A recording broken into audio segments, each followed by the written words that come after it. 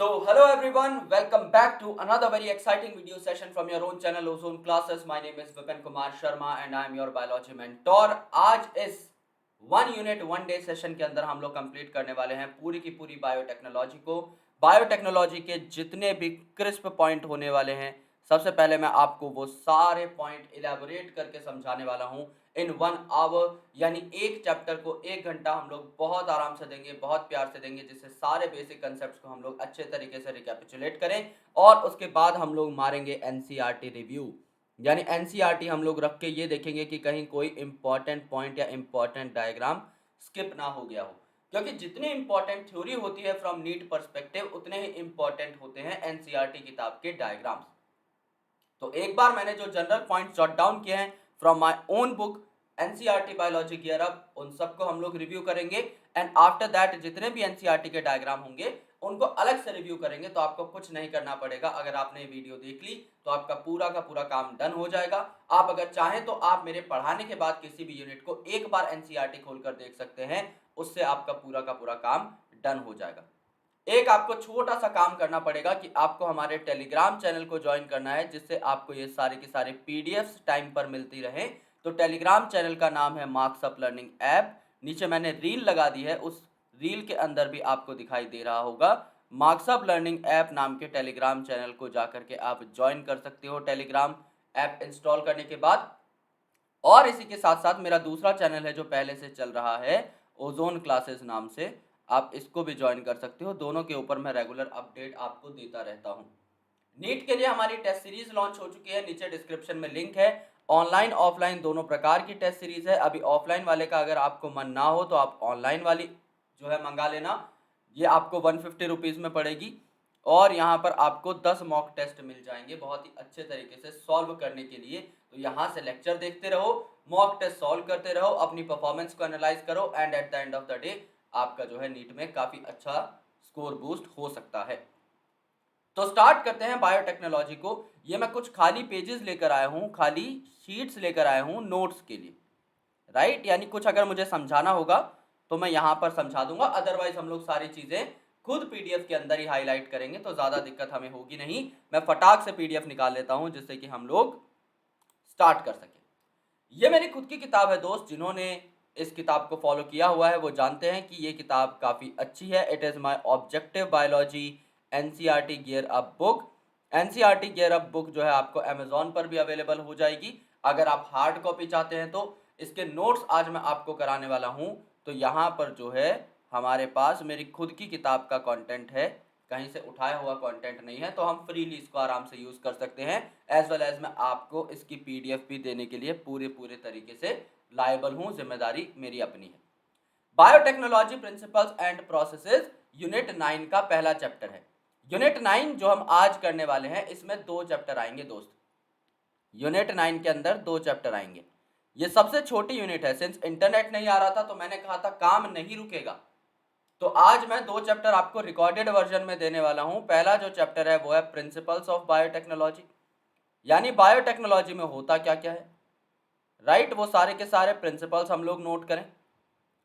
And इसके बाद हम लोग प्रिंसिपल सीखने के बाद आप क्या करते हो, इन्हें अप्लाई करते हो, इम्प्लीकेट करते हो। तो सेकंड जो आपका चैप्टर आता है वो है एप्लीकेशंस ऑफ बायोटेक्नोलॉजी, यानी अभी तक आपने जो सीखा है बायोटेक्नोलॉजी से, जो प्रिंसिपल आपने जाने हैं, जो बेसिक आइडियोलॉजी आपके पास डेवलप हुई है, दिमाग में आपके जो कंसेप्ट बैठे हैं, उनको आप लोग इस्तेमाल किस तरीके से कर पाओगे, that is called as the application of biotechnology. तो सबसे पहले हम जो पढ़ेंगे वो है प्रिंसिपल्स ऑफ बायोटेक्नोलॉजी। और यहाँ पर शुरुआत होती है एक बहुत ही प्यारी सी डेफिनेशन से। अगर आप बायोटेक्नोलॉजी को देखें तो यहाँ पर क्या होती है, 2 स्टैंडर्ड डेफिनेशन आप लोग मान सकते हैं। पहली जो डेफिनेशन है वो हो जाती है आपकी कन्वेंशनल डेफिनेशन, राइट। यानी एक तो बायोटेक्नोलॉजी है जिसका कन्वेंशनल अप्रोच हो जाएगा, यानी एक ऐसी डेफिनेशन जो लेमैन लैंग्वेज में किसी को भी समझ में आ सकती है। इसके लिए कोई बहुत ज़्यादा बड़ा तगड़ा साइंटिफिक बैकग्राउंड नहीं चाहिए।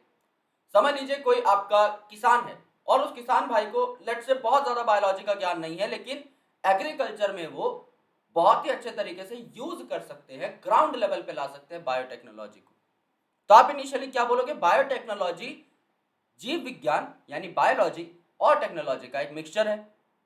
जब आप नए नए प्रोडक्ट्स, नए नए प्रोसेसेस, नई नई सर्विसेज तैयार करते हैं ह्यूमन बींग्स के लिए by using some sort of organism, by using some sort of microbe, तो उसे आप क्या बोलते हैं? उसे आप कहते हैं बायोटेक्नोलॉजी। यानी अपने लिए सर्विसेज, प्रोडक्ट्स तैयार करना माइक्रोब्स का इस्तेमाल करके, इसे आप कहते हैं बायोटेक्नोलॉजी। तो यूज ऑफ माइक्रोब जो है यहाँ पर बहुत बड़ा रोल अदा करता है, राइट।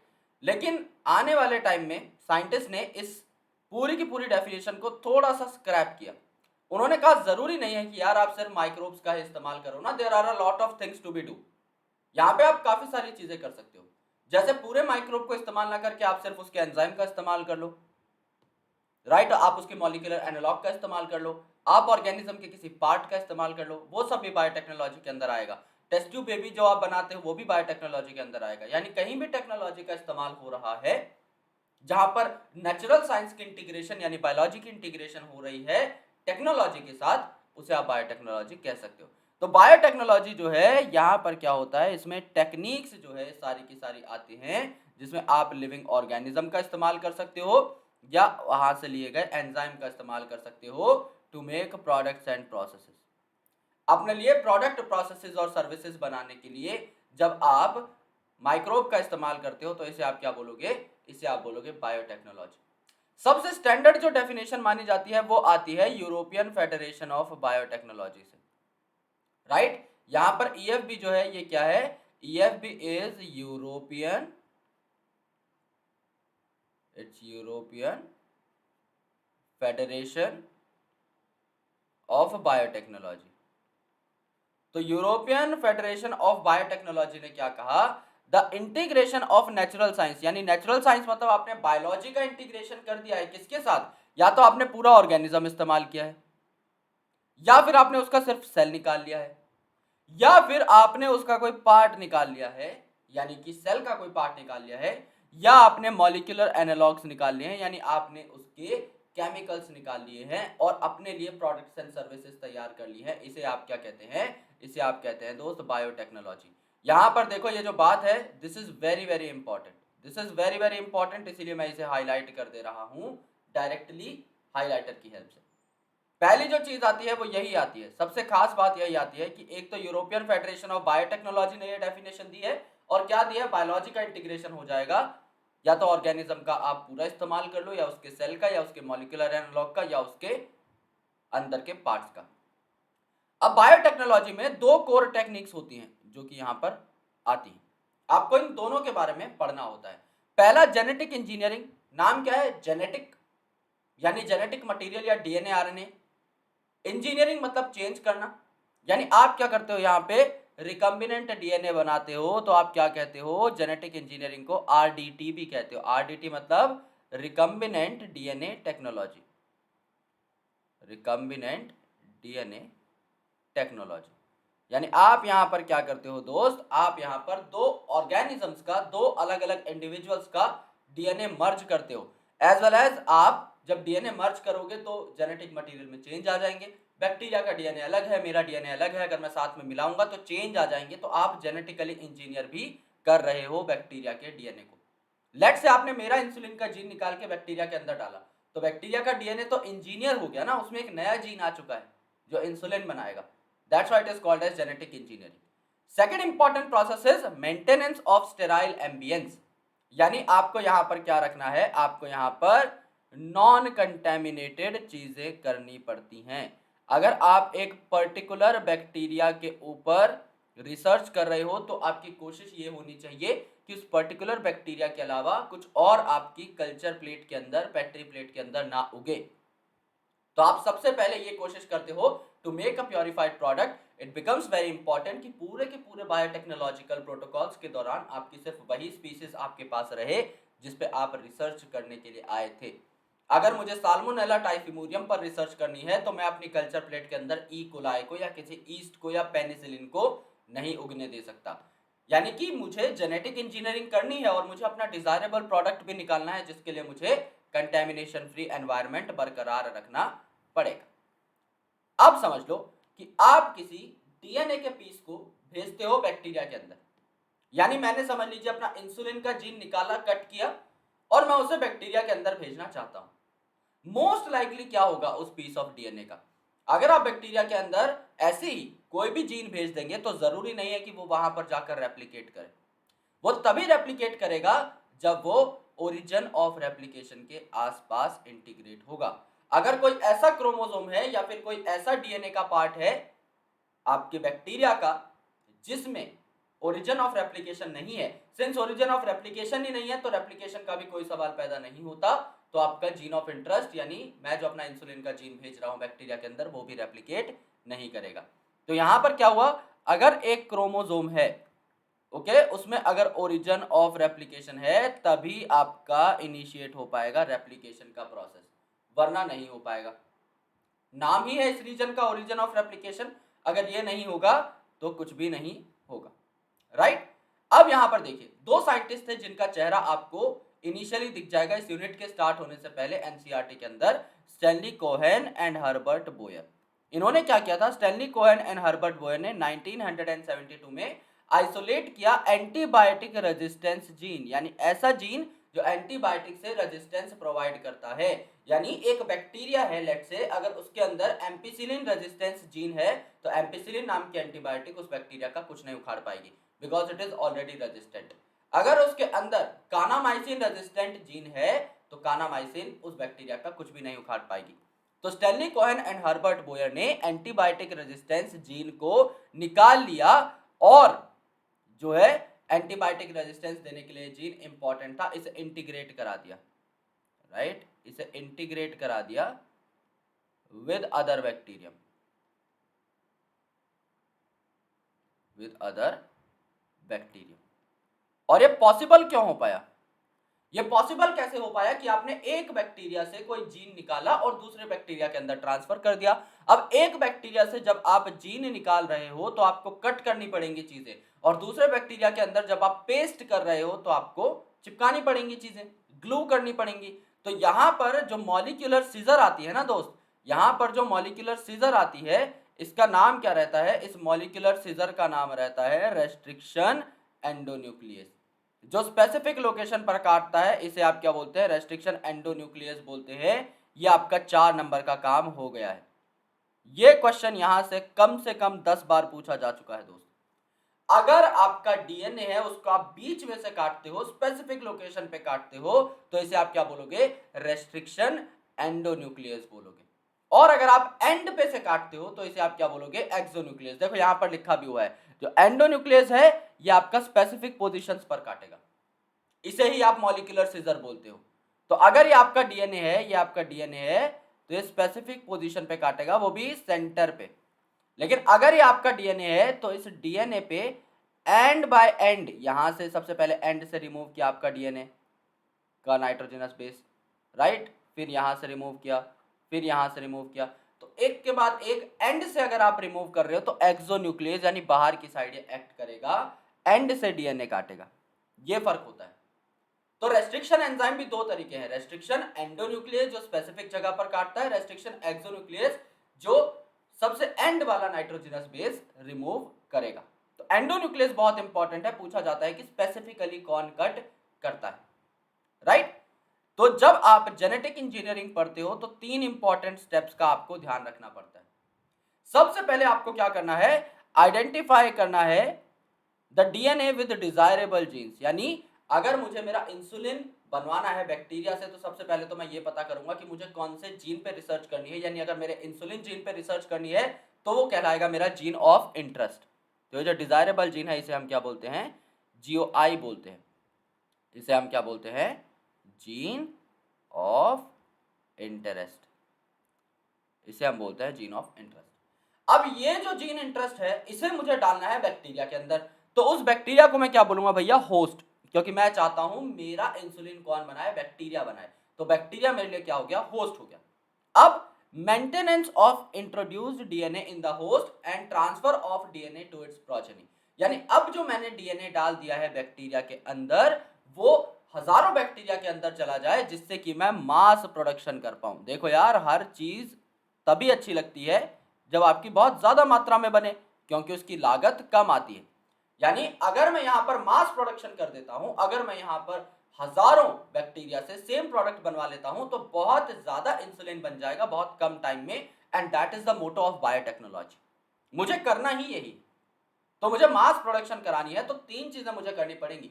सबसे पहले मैं सिलेक्ट करूंगा अपना जीन ऑफ इंटरेस्ट कि मुझे बनवाना क्या है। दूसरा, जो भी बनवाना है वो मैं होस्ट ऑर्गेनिज्म के अंदर डाल दूंगा कि भाई बना, फैक्ट्री लगा दी है मैंने। तीसरा, अब मुझे ख्याल भी रखना है उस फैक्ट्री का, कितनी मेंटेनेंस लग रही है, कितनी लागत लग रही है, सारी की सारी चीजें वहां पर हो जानी चाहिए, तब जाके सारा काम बनेगा। राइट, ये हमें देखना है। अब देखो, tools of recombinant DNA technology, क्या क्या लगता है जेनेटिक इंजीनियरिंग के अंदर जिससे कि सारा काम बन जाए। सो जो की टूल्स हैं वो है आपके रेस्ट्रिक्शन एंजाइम। सबसे पहले भाई, आप कोई भी चीज अगर, कोई भी काम अगर स्टार्ट कर रहे हो, किसी भी जीन को अगर आप सेपरेट कर रहे हो, तो क्या होगा, आप पहले उस जीन को काटोगे ना बाकी जीन से। यानी सबसे पहले आप रेस्ट्रिक्शन एंजाइम की हेल्प से चीजों को काटोगे। रेस्ट्रिक्शन एंजाइम मतलब सीजर है, काटने वाली चीज है।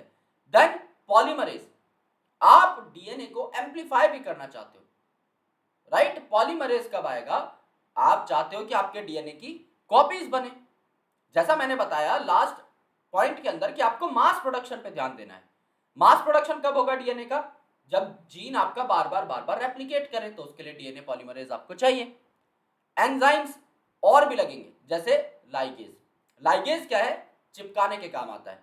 तो आपने एक डीएनए का टुकड़ा काटा with the help of endonuclease, लेकिन वो आगे जाके आप प्लाज्मिड के साथ चिपकाओगे भी तो, और आपका होस्ट के अंदर वो टुकड़ा जाएगा भी तो दैट प्लाज्मिड जो कि रिकम्बिनेंट बनने वाला है, उसके साथ आपके छोटे से जीन ऑफ इंटरेस्ट को चिपकाने के लिए आपको गोंद चाहिए, ग्लू चाहिए। वो ग्लू क्या है, डीएनए लाइगेज। वेक्टर, वेक्टर मतलब एक ऐसा पीस ऑफ डीएनए या कोई ऐसा ऑर्गेनिज्म जो एक आपके जीन ऑफ इंटरेस्ट को होस्ट तक पहुंचा दे, उसे वेक्टर बोलते हैं। राइट, एंड आपका होस्ट ऑर्गेनिज्म यानी वो बैक्टीरिया जिसके अंदर आप लोग चाहते हो कि आपका जीन ऑफ इंटरेस्ट चला जाए। अब इस चीज को थोड़ा सा डिटेल में देखते हैं यहां पर बना करके। राइट, ये मैं ऑलरेडी काफी बार बता चुका हूं, बट ये उन स्टूडेंट्स के लिए है जिनको ये नहीं पता। देखो यार, ये है ह्यूमन का जीनोम, ये है ह्यूमन का जीनोम, ठीक है। ये ह्यूमन का डीएनए है कंप्लीट। अब इस कंप्लीट डीएनए का तो मुझे कुछ करना नहीं है। राइट, मुझे क्या चाहिए, मेरे काम का सामान। और मेरे काम का सामान कहाँ है, यहाँ है। ये है मेरे काम का सामान, जिसे मैंने क्या बोल दिया, जिसे मैंने बोल दिया जीन ऑफ इंटरेस्ट, यानी इंसुलिन का जीन। अब ये जो जीन ऑफ इंटरेस्ट है, मैंने यहां से काटा मारा, काटा मारा in the sense restriction endonuclease लिया और यहां से कट लगा दिया, तो ये जीन ऑफ इंटरेस्ट मेरे पास यहां पर आ गया। जीन ऑफ इंटरेस्ट मेरे पास यहां पर आ गया। जीन ऑफ इंटरेस्ट मेरे पास आ चुका है, लेकिन क्या मैं इस जीन ऑफ इंटरेस्ट को एकदम डायरेक्टली भेज सकता हूं बैक्टीरिया तक, जी नहीं। मुझे क्या करना पड़ेगा, इसको लिंक कराना पड़ेगा प्लाज्मिड के साथ। तो ये जो आपका राउंड स्ट्रक्चर आपको दिखाई दे रहा है, ये क्या है, ये है आपका प्लाज्मिड। अब प्लाज्मिड क्या होता है, ये आप अच्छे तरीके से जानते हैं। जब आप बैक्टीरियल सेल स्ट्रक्चर को पढ़ते हैं, तो वहां पर एक तो मेन क्रोमोसोम है, मेन जेनेटिक मटेरियल है, जिसको आप न्यूक्लियोइड बोलते हैं। और न्यूक्लियोइड के अलावा छोटे छोटे काफी सारे double stranded circular ring like structures होते हैं, extra chromosomal independently replicating DNA होते हैं, जिन्हें आप प्लाज्मिड बोल सकते हो। इंडिपेंडेंटली रेप्लिकेटिंग मतलब न्यूक्लियोइड का इस पे कोई जोर नहीं चलता, ये अपनी कॉपीज बना सकता है। भाई यही तो हमें करना था बायोटेक्नोलॉजी के अंदर, हजारों कॉपीज बनानी थी। अगर सब कुछ न्यूक्लियोइड के कंट्रोल में रहेगा तो वो क्यों बनने देगा बहुत ज्यादा कॉपीज। लेकिन अगर ये इंडिपेंडेंटली कर सकता है अपना काम, तो इसे 1000 कॉपीज की जरूरत है तो ये 1000 भी बना लेगा। तो यहां पर प्लाज्मिड के पास हमें इंटीग्रेट कराना होता है जीन ऑफ इंटरेस्ट, तो उसके लिए प्लाज्मिड को खोलना पड़ेगा। तो यहां पर भी कट लगेगा भाई स्पेसिफिक पोजीशन पे। ये प्लाज्मिड पे एक कट मारोगे, अगर कोई रिंग है उस पर एक कट मार दिया तो वो खुल जाएगी ना। तो यहां पर क्या हो गया, यहां पर ये प्लाज्मिड खुल जाएगा, ऐसे खुल जाएगा। ठीक है, ये तो आपका प्लाज्मिड खुला, और इस प्लाज्मिड के बीच में हमारा जीन ऑफ इंटरेस्ट सदाबहार यहाँ पे था ही, ये आ गया आपका जीन ऑफ इंटरेस्ट। अब यहाँ पे आपका ह्यूमन का जीन है, यहाँ पे आपके बैक्टीरिया का जीन है। क्या हो गया मेरे दोस्त, आप ओवरऑल इसे क्या बोल सकते हो, ह्यूमन का जीन प्लस बैक्टीरिया का जीन। ये क्या बन गया, रिकम्बिनेंट डीएनए नहीं बन गया क्या, बिल्कुल बन गया। भाई दो ऑर्गेनिज्म के डीएनए मिक्स हो गए, रिकम्बिनेंट बना तो। लेकिन इस रिकम्बिनेंट को बनाने में यहाँ पर मैंने क्या लगाया, यहाँ पर मैंने गम लगाया है। और ये गम क्या है फिर, लाइगेज। भाई लाइगेज की हेल्प से मैंने इनको जोड़ा है ना। यहाँ पे रेस्ट्रिक्शन एंडोन्यूक्लियस की हेल्प से मैंने काटा, यहाँ रेस्ट्रिक्शन एंडोन्यूक्लियस की हेल्प से मैंने काटा। लेकिन यहाँ लाइगेज की हेल्प से मैंने जोड़ा। यहाँ भी रेस्ट्रिक्शन एंडोन्यूक्लियस की हेल्प से मैंने काटा, लाइगेज की हेल्प से मैंने जोड़ा। ये जो छोटी सी चीज यहाँ पर आई प्लाज्मिड, इसको मैंने क्या बोला, वेक्टर बोला, इसको मैंने वेक्टर बोला। अब ये जो आपका रिकम्बिनेंट डीएनए है, इसे उठाकर मैं किस में डाल दूंगा, होस्ट में डाल दूंगा, क्योंकि प्लाज्मिड आपका वेक्टर जो है ये आपका बैक्टीरिया का ही पार्ट है, तो बैक्टीरिया के अंदर सर्वाइव कर जाएगा। और यहाँ पर इस प्लाज्मिड के अंदर most of the time ORI sequence भी होता है, यानी ओरिजिन ऑफ रेप्लिकेशन, तो अच्छे तरीके से आपका जीन ऑफ इंटरेस्ट रेप्लिकेट भी कर पाएगा। तो इसे मैं इनटू होस्ट डाल दूंगा, और इनटू होस्ट डालूंगा तो डीएनए की कॉपी भी बनेगी, तो आपका डीएनए रेप्लिकेशन के लिए आपका एंजाइम भी यहाँ पर श्योर शॉट लगेगा। तो ये आपके टूल्स है। अब यहाँ पर टूल्स मार्क करो, किताब में तो चलो थोड़ा कॉम्प्लिकेटेड लिखा हुआ है। पहला टूल क्या लिखा हुआ है, आपका रेस्ट्रिक्शन एंडोन्यूक्लियस। दूसरा लिखा हुआ है चलो आपका लाइगेज। तीसरा लिखा हुआ आपका वेक्टर। चौथा लिखा हुआ आपका होस्ट। अब होस्ट में जाओगे तो कॉपी करोगे तो वहां पर क्या लगेगा, आपका रेप्लिकेशन के एंजाइम लगेंगे, राइट। रेप्लिकेशन के लिए मेन एंजाइम कौन है, डीएनए रेप्लिकेशन का डीएनए पॉलीमरेज। इन्हीं 5 चीजों के तो नाम लिख रखे हैं, वही हमें पूरा का पूरा प्रोटोकॉल यहाँ पर साफ साफ दिखाई दे गया, तो इसमें कोई भी टेंशन नहीं होनी चाहिए, राइट। सबसे पहले देखते हैं कि भैया रेस्ट्रिक्शन एंजाइम क्या है, कैसे हैं, क्यों है, किस लिए है, सब कुछ।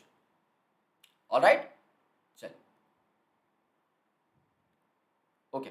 तो रेस्ट्रिक्शन एंजाइम जो है, इसमें अगर आप देखेंगे first restriction endonuclease, first restriction endonuclease है दोस्त, ये एक्सोन्यूक्लियस नहीं है। ये था हिंड 2।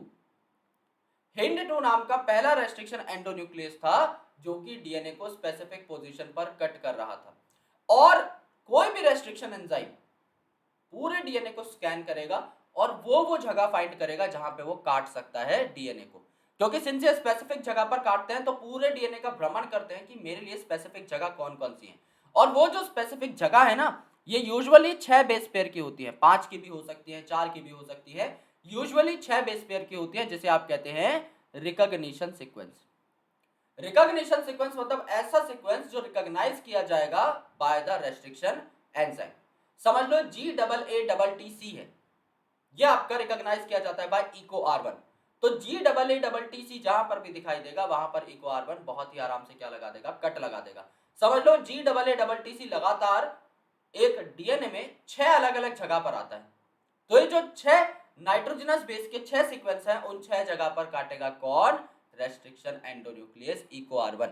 सिमिलरली हिंड 2 का अलग रिकॉग्निशन सीक्वेंस होगा, आपका BAM-H1 का अलग होगा, SAL1 का अलग होगा। जो भी अलग अलग रेस्ट्रिक्शन एंडोन्यूक्लियस होते हैं उनका अलग अलग रिकॉग्निशन सीक्वेंस होता है, राइट। नॉमेनक्लेचर देखो भाई, नामकरण कैसे होता है इनका। अगर आप EcoR1 की बात करते हो तो EcoR1 में लेटर R जो है ये स्ट्रेन से डराइव किया जाता है, और स्ट्रेन यहाँ पर कौन सा है, स्ट्रेन है यहाँ पर RY13। तो RY13 से R अल्फाबेट उठाया, ओके। जो रोमन नंबर है एंड में 1, इसका मतलब ये है कि किस ऑर्डर में आपका ये डेराइव किया गया था रेस्ट्रिक्शन एंडोन्यूक्लियस। ऑर्डर में मतलब समझ लो आपके RY13 स्ट्रेन से 5 रेस्ट्रिक्शन एंडोन्यूक्लियस निकले, तो जो पहला निकलेगा उसका नाम क्या हो जाएगा, R1, दूसरे वाले का R2, तीसरे वाले का R3, चौथे वाले का R4, पांचवे वाले का R5, इस हिसाब से। और स्टार्टिंग में जो इको लगा हुआ है, इस इको का क्या मतलब है, इको का मतलब है आपका एस्चेरिशिया कोलाई, यानी कि जो आपका बैक्टीरिया का नाम है, राइट, वो हो जाएगा आपका एस्चेरिशिया कोलाई।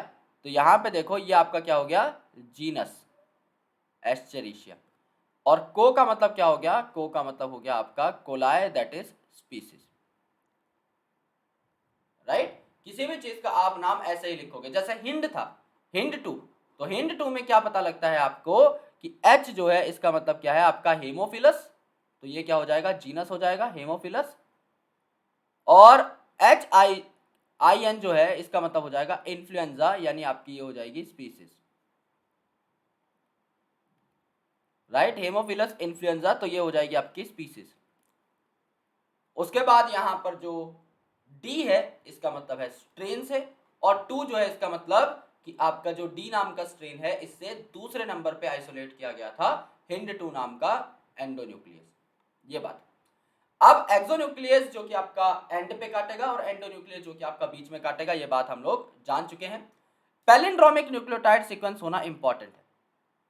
पैलिंड्रोमिक न्यूक्लियोटाइड सीक्वेंस ही आपके क्या होते हैं, रिकॉग्निशन सीक्वेंस होते हैं। पैलिंड्रोमिक का मतलब क्या होता है दोस्त, ये समझ लेते हैं पहले। Because it becomes very important, इसके बिना काम नहीं चलेगा। What is a palindrome? Palindrome एक ऐसी चीज है जिसको उल्टा सीधा पढ़ा तो एकदम सेम साउंड आता है, सेम सीक्वेंस आता है। जैसे यहाँ पर आप चल रहे हो डीएनए में 5 प्राइम टू 3 प्राइम, यहाँ पर G double A double T C आ गया है 5 प्राइम टू 3 प्राइम। अब इसको उल्टा बनाओगे अगर 3 प्राइम टू 5 प्राइम तो क्या आएगा सीक्वेंस? कॉम्प्लीमेंट्री सीक्वेंस बना के देखो, जी का क्या आएगा सी, ए का टी, ए का टी, टी का ए, टी का ए एंड जी।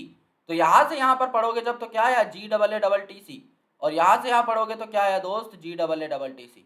यानी आपके आगे से पढ़ लो चाहे 5 प्राइम टू 3 प्राइम, चाहे नीचे से पढ़ लो 5 प्राइम टू 3 प्राइम, सीक्वेंस हमेशा सेम रहता है। इसे आप क्या कहते हैं? पैलिंड्रोमिक सीक्वेंस कहते हैं मेरे भाई, पैलिंड्रोमिक सीक्वेंस कहते हैं। ठीक है, पैलिंड्रोमिक सीक्वेंस आप इसे कहते हैं, और यही रिकॉग्निशन सीक्वेंस है। यहां पर आपका इको आर1 के लिए ये सीक्वेंस बहुत इंपॉर्टेंट है, राइट? ये इको आर1 का आपका मेन सीक्वेंस है। तो इको आर1 काटेगा कहां पे? इको आर1 काटेगा इस जी और ए के बीच में, इस जी और ए के बीच में, राइट? तो इसे आप क्या कह सकते हैं? इसे आप कह सकते हैं रिकॉग्निशन साइट फॉर इको आर1। इसे आप कह सकते हैं रिकॉग्निशन साइट फॉर इको आर1। यानी इको आर1 नाम का अगर आप रेस्ट्रिक्शन एंजाइम यूज करते हैं तो इको आर1 पूरे डीएनए को स्कैन करेगा और देखेगा कि G double A double T C कहां कहां पर है।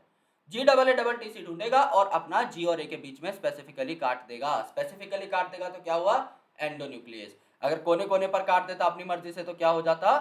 आपका एक्सोन्यूक्लियस। ये बात है, राइट? ये बात यहां पर हो जाएगी। तो पैलिंड्रोमिक ऐसा सीक्वेंस है जो कि सेम रहता है दोनों स्ट्रैंड के ऊपर, अगर ओरिएंटेशन सेम है तो। यानी कैसे भी पढ़ लो, चाहे 5 प्राइम टू 3 प्राइम आपका ऊपर वाले स्ट्रैंड पे पढ़ लो, चाहे नीचे वाले पे, हमेशा सीक्वेंस सेम आएगा। स्टिकी एंड, ये बहुत इंपॉर्टेंट कंसेप्ट है। स्टिकी एंड क्या होते हैं? अब देखो, अगर आप डीएनए को काट रहे हो जी और ए के बीच में तो स्टिकी एंड हमेशा बनेंगे, ओवरहैंग हमेशा बनेंगे, जो कि एक दूसरे से मिलने के लिए बेताब रहेंगे, तड़पते रहेंगे और हाइड्रोजन बॉन्ड बना के दोबारा से एक दूसरे के साथ जुड़ सकते हैं। डीएनए लाइगेज इनको बहुत ही प्यार से, बहुत ही आराम से जोड़ सकता है।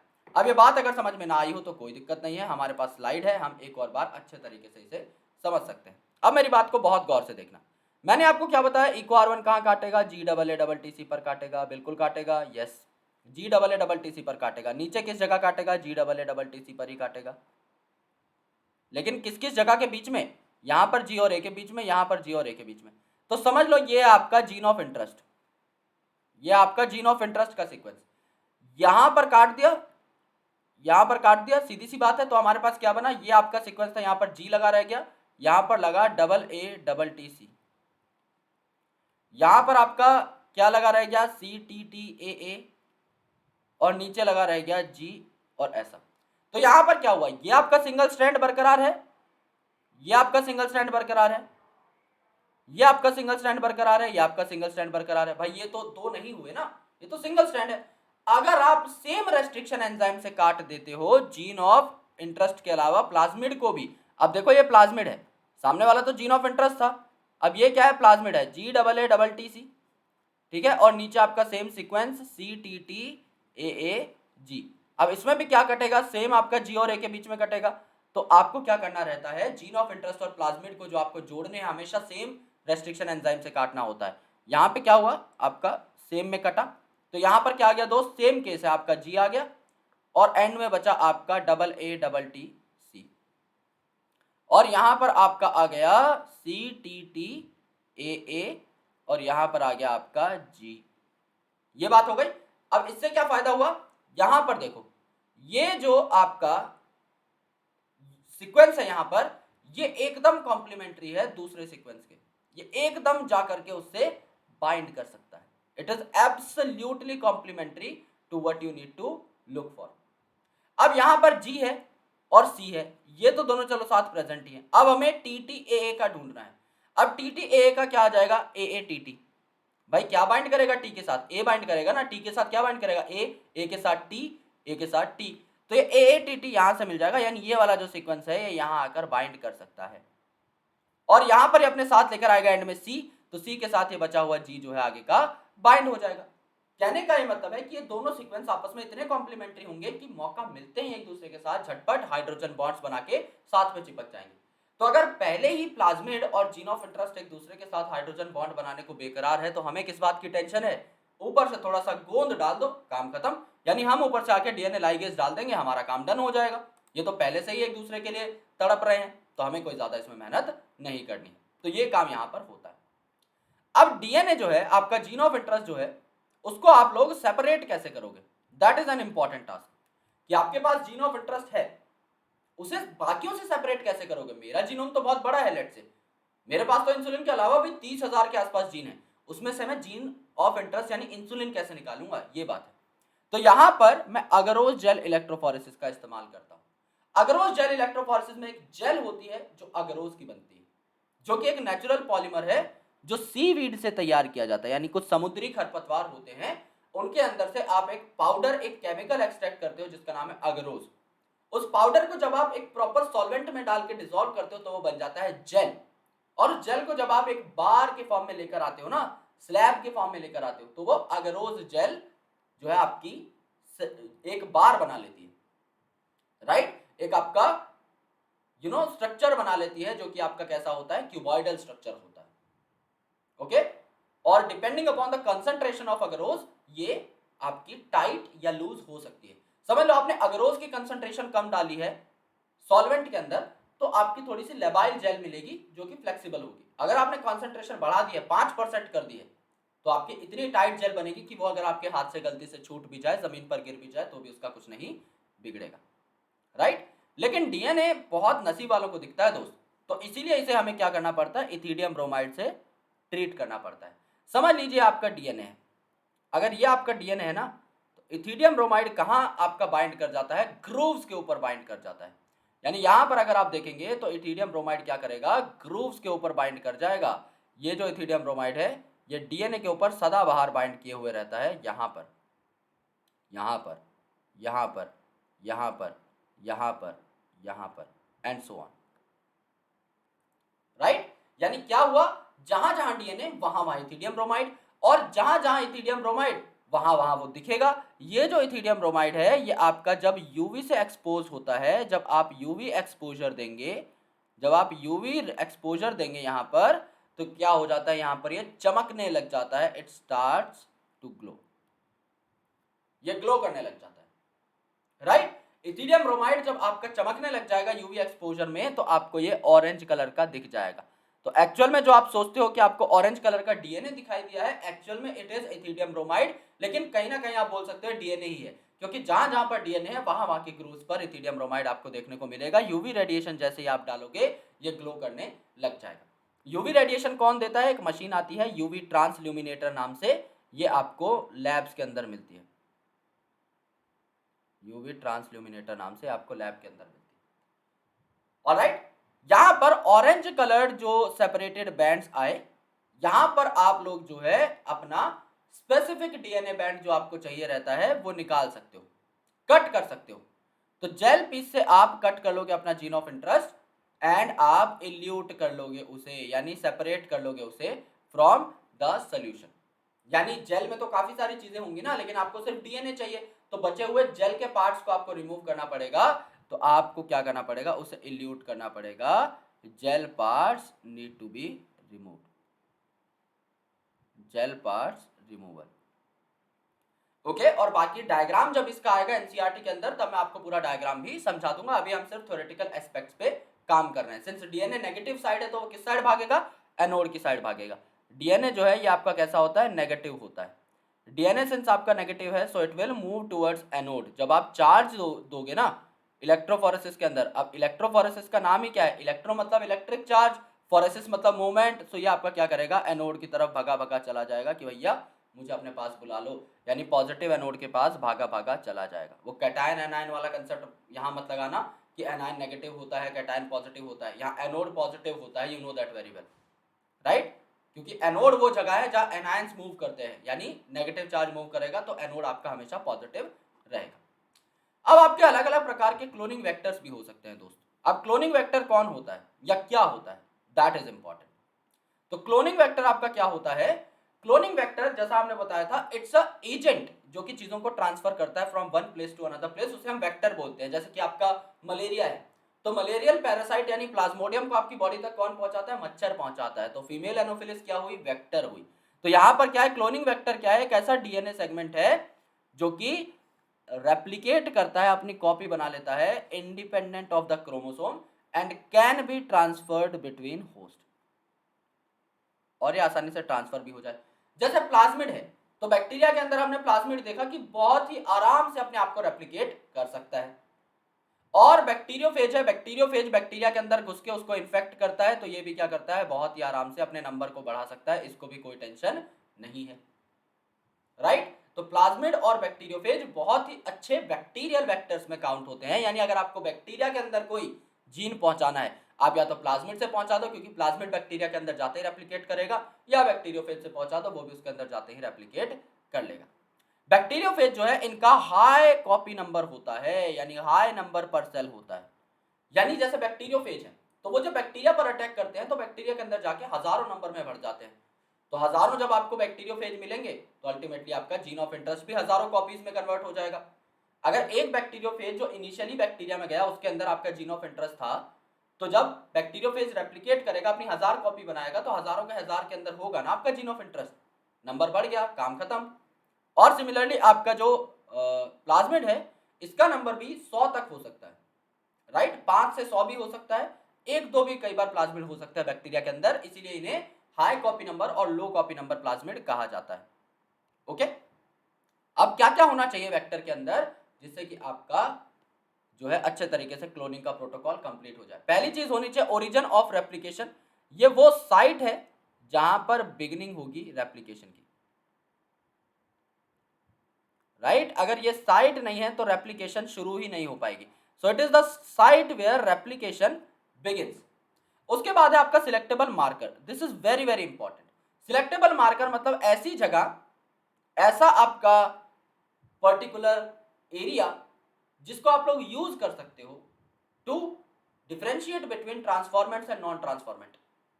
कौन से बैक्टीरिया के अंदर आपका जीन ऑफ इंटरेस्ट गया है, कौन से बैक्टीरिया के अंदर जीन ऑफ इंटरेस्ट नहीं गया है, ये किससे पता लगेगा? सिलेक्टेबल मार्कर से पता लगेगा। जैसे कि आपको नॉन ट्रांसफॉर्मेंट को एलिमिनेट करना है और आपको सिलेक्टिवली सिर्फ ट्रांसफॉर्मेंट को ग्रो कराना है, तो इसके लिए आपको पता भी होना चाहिए कि भैया कौन सा आपका ट्रांसफॉर्मेंट है, कौन सा आपका चीज आपकी हो चुकी है ट्रांसफॉर्म, रिकम्बिनेंट डीएनए कहां बना है, कहां नहीं बना। समझ लीजिए आपका एम्पिसिलिन रेजिस्टेंस का जीन है, उसके बीच में एक साइट है। अब एम्पिसिलिन रेजिस्टेंस का जीन है तो डीएनए ही, जीन है तो डीएनए का सीक्वेंस है। समझ लो उसके बीच में एक सीक्वेंस आता है GAATTC, यानी मुझे मिल गई इक्वार1 की क्लीविंग साइट, जहां पे इक्वार1 कट लगा करके किसी डीएनए को घुसाड़ सकता है। अब हर बैक्टीरिया के अंदर तो ये आपका 100% सक्सेसफुल होता नहीं है मेथड, कहीं पर डीएनए इंसर्ट होता है, कहीं पर नहीं होता। यही तो हमें सिलेक्ट करना है, अदरवाइज हम सबको ही सिलेक्ट कर लेते। तो मेरा जो इंसुलिन का जीन ऑफ इंटरेस्ट है वो मैंने इस एम्पिसिलिन रेजिस्टेंस रीजन में डाल दिया। अब अगर एम्पिसिलिन रेजिस्टेंस रीजन के बीच में कुछ आ चुका है जीन ऑफ इंटरेस्ट, तो एम्पिसिलिन रेजिस्टेंस जीन तो अब इनएक्टिव हो जाएगा ना, इसे कहते हैं इंसर्शनल इनएक्टिवेशन। किसी जीन के आ जाने से अगर आपका मेन जीन इनएक्टिवेट हो जाए, दैट इज इंसर्शनल इनएक्टिवेशन। यानी अब वो जो बैक्टीरिया है वो एम्पिसिलिन रेजिस्टेंट नहीं रहा, लेकिन जिनके अंदर कोई जीन ऑफ इंटरेस्ट नहीं गया है उनके अंदर तो एम्पिसिलिन जीन वैसा का वैसा है, तो वो रेजिस्टेंट होंगे। तो आपको कैसे पता करना है भैया कौन ट्रांसफॉर्मेंट है कौन नहीं? एम्पिसिलिन के अंदर ग्रो करा दो, जो ट्रांसफॉर्मेंट है उनकी डेथ हो जाएगी, जो नॉन ट्रांसफॉर्मेंट है वो बचे रहेंगे। सिलेक्शन आपको होता हुआ दिखाई दे जाएगा। क्लोनिंग साइट, क्लोनिंग साइट मतलब ऐसी साइट जो है जहां पर पीस ऑफ डीएनए डालोगे तो कम से कम जो आपकी रिकॉग्निशन साइट्स हैं वो काफी सारी होनी चाहिए, जहां पर आप डीएनए को काट करके उसके अंदर जीन ऑफ इंटरेस्ट डाल सको। So in order to have an alien DNA, the vector needs preferably to have a single recognition site. एक single recognition site होनी चाहिए। क्यों? क्योंकि समझ लो आपका वेक्टर है, एक गोल वेक्टर है, उसमें 5 रिकॉग्निशन साइट है। अगर आपने सेम रेस्ट्रिक्शन एंजाइम डाल दिया जो सेम 5 जगह काटता हो, तो आपके सर्कुलर प्लाज्मिड के 6 टुकड़े हो जाएंगे। लेकिन अगर सिंगल रिकॉग्निशन साइट है, सिंगल क्लोनिंग साइट है, ये आपका प्लाज्मिड है, लेट्स से ओके, ये आपका प्लाज्मिड है, इसमें यहां पे समझ लो रिकॉग्निशन साइट है, तो क्या हुआ? ये सिर्फ आपका ऐसे खुलेगा, 2 टुकड़े तक भी नहीं हुए। तो इसको तो मैनेज करना बहुत आसान है, सीधा सीधा लेके आओ अपना जीन ऑफ इंटरेस्ट और यहां पर घुसाड़ दो। लेकिन अगर यहां पर भी 2 रेस्ट्रिक्शन साइट होती तो आपका जो ये पूरा सर्कल है इसमें 2 कट अगर आप लगाओगे तो 2 हेमी सर्कल में या सेमी सर्कल में डिवाइड हो गया होता। इसी को जोड़ना महाभारत हो जाएगा भाई, जीन ऑफ इंटरेस्ट तो बहुत दूर की बात है, क्या पता है 2 टुकड़े कहां कहां जाके जुड़ेंगे। तो सीधी सी बात है सिंगल रिकॉग्निशन साइट होना इंपॉर्टेंट।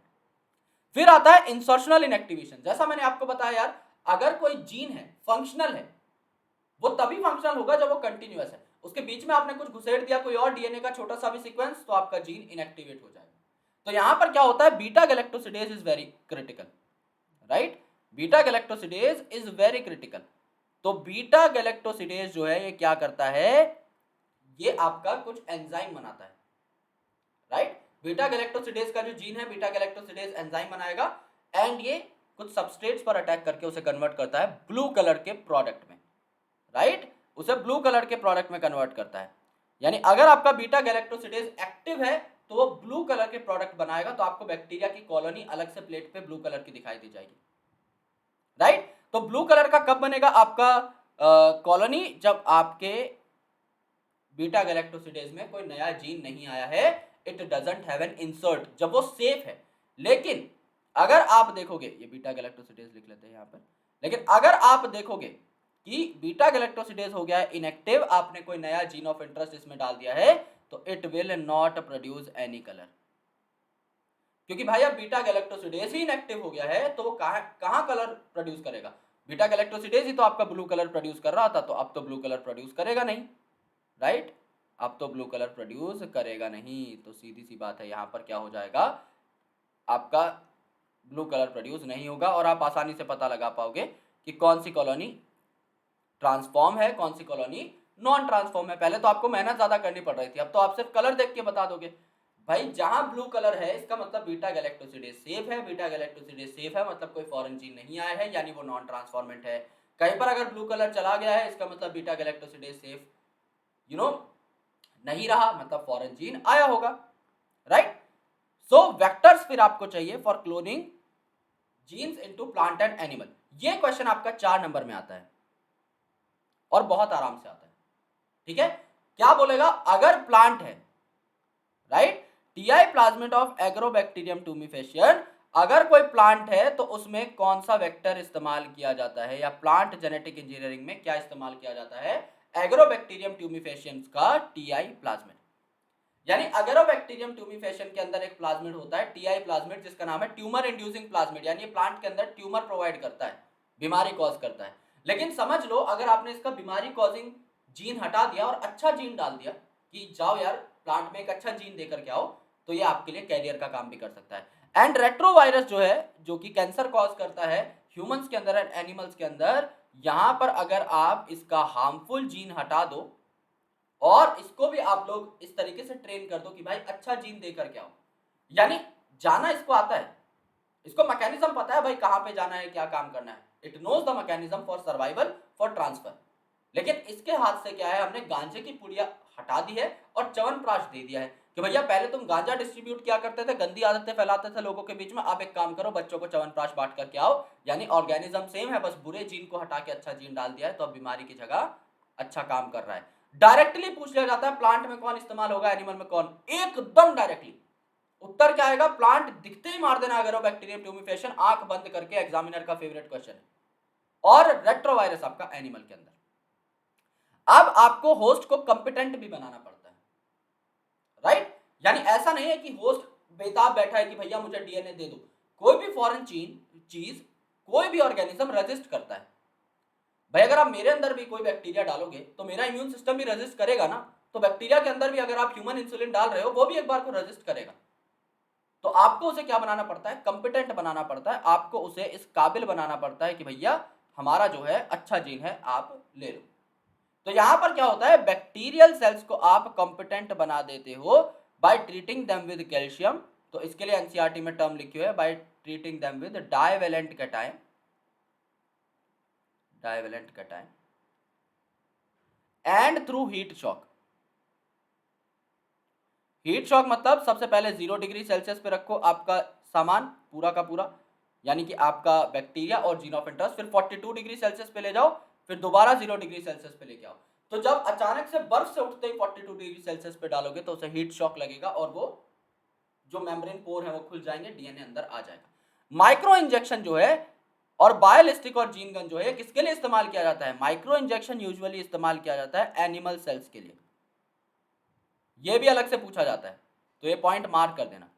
एनिमल्स के लिए क्या इस्तेमाल होता है? Micro injection. डायरेक्टली इंजेक्शन लो, सीधा एनिमल सेल के न्यूक्लियस के अंदर अपना डीएनए डाल दो। और जो बायोलिस्टिक और जीन गन है, किस में इस्तेमाल किया जाता है? बायोलिस्टिक और जीन गन इस्तेमाल किया जाता है प्लांट के लिए। तो प्लांट के लिए दो टर्म हमेशा याद रखना, बायोलिस्टिक और जीन गन, और आपका अगेरोबैक्टीरियम ट्यूमिफेशियन का टीआई प्लाज्मिड। और एनिमल के लिए दो चीजें हमेशा याद रखना, माइक्रो इंजेक्शन और आपका रेट्रोवायरस। ठीक है, तो माइक्रो इंजेक्शन तो आपका सीधा एनिमल सेल में पहुंचा देगा, और बायोलिस्टिक या जीन गन जो है आपकी सीधा प्लांट के अंदर पहुंचा देगी किसी भी जीन ऑफ इंटरेस्ट को। यहां पर गोल्ड और टंगस्टन का जो है आपका गोली बनी रहती है। अब जीन गन है ना, तो गोली तो भेजोगे, तो एक छोटा सा गोल्ड और टंगस्टन का लाइट पार्टिकल होता है, because these are very light metals जिन पे डीएनए बांध करके आप भेज सकते हो। क्योंकि सिर्फ डीएनए इतना स्ट्रांग नहीं है कि उसको आप एक बुलेट की तरह यूज कर सको, उसके लिए आपको कोई सॉलिड पार्टिकल चाहिए। तो गोल्ड और टंगस्टन का ही सॉलिड पार्टिकल होता है। बहुत इंपॉर्टेंट क्वेश्चन है, हजारों बार पूछा जा चुका है आज से पहले, और आज के बाद भी काफी बार पूछा जाएगा, नो इश्यूज। और आप डिसार्म्ड पैथोजन का तो इस्तेमाल करते ही हो। मैंने आपको क्या बताया? गांजे की पुड़िया ले लो किसी भी पैथोजन से और उसके हाथ में च्यवनप्राश दे दो, जैसे कि रेट्रोवायरसिस थे और अगेरोबैक्टीरियम ट्यूमिफेशियन का टीआई प्लाज्मिड था। तो ये सेम बात आपकी यहाँ पर बताई हुई है। अब प्रोसेस क्या है रिकम्बिनेंट डीएनए टेक्नोलॉजी का?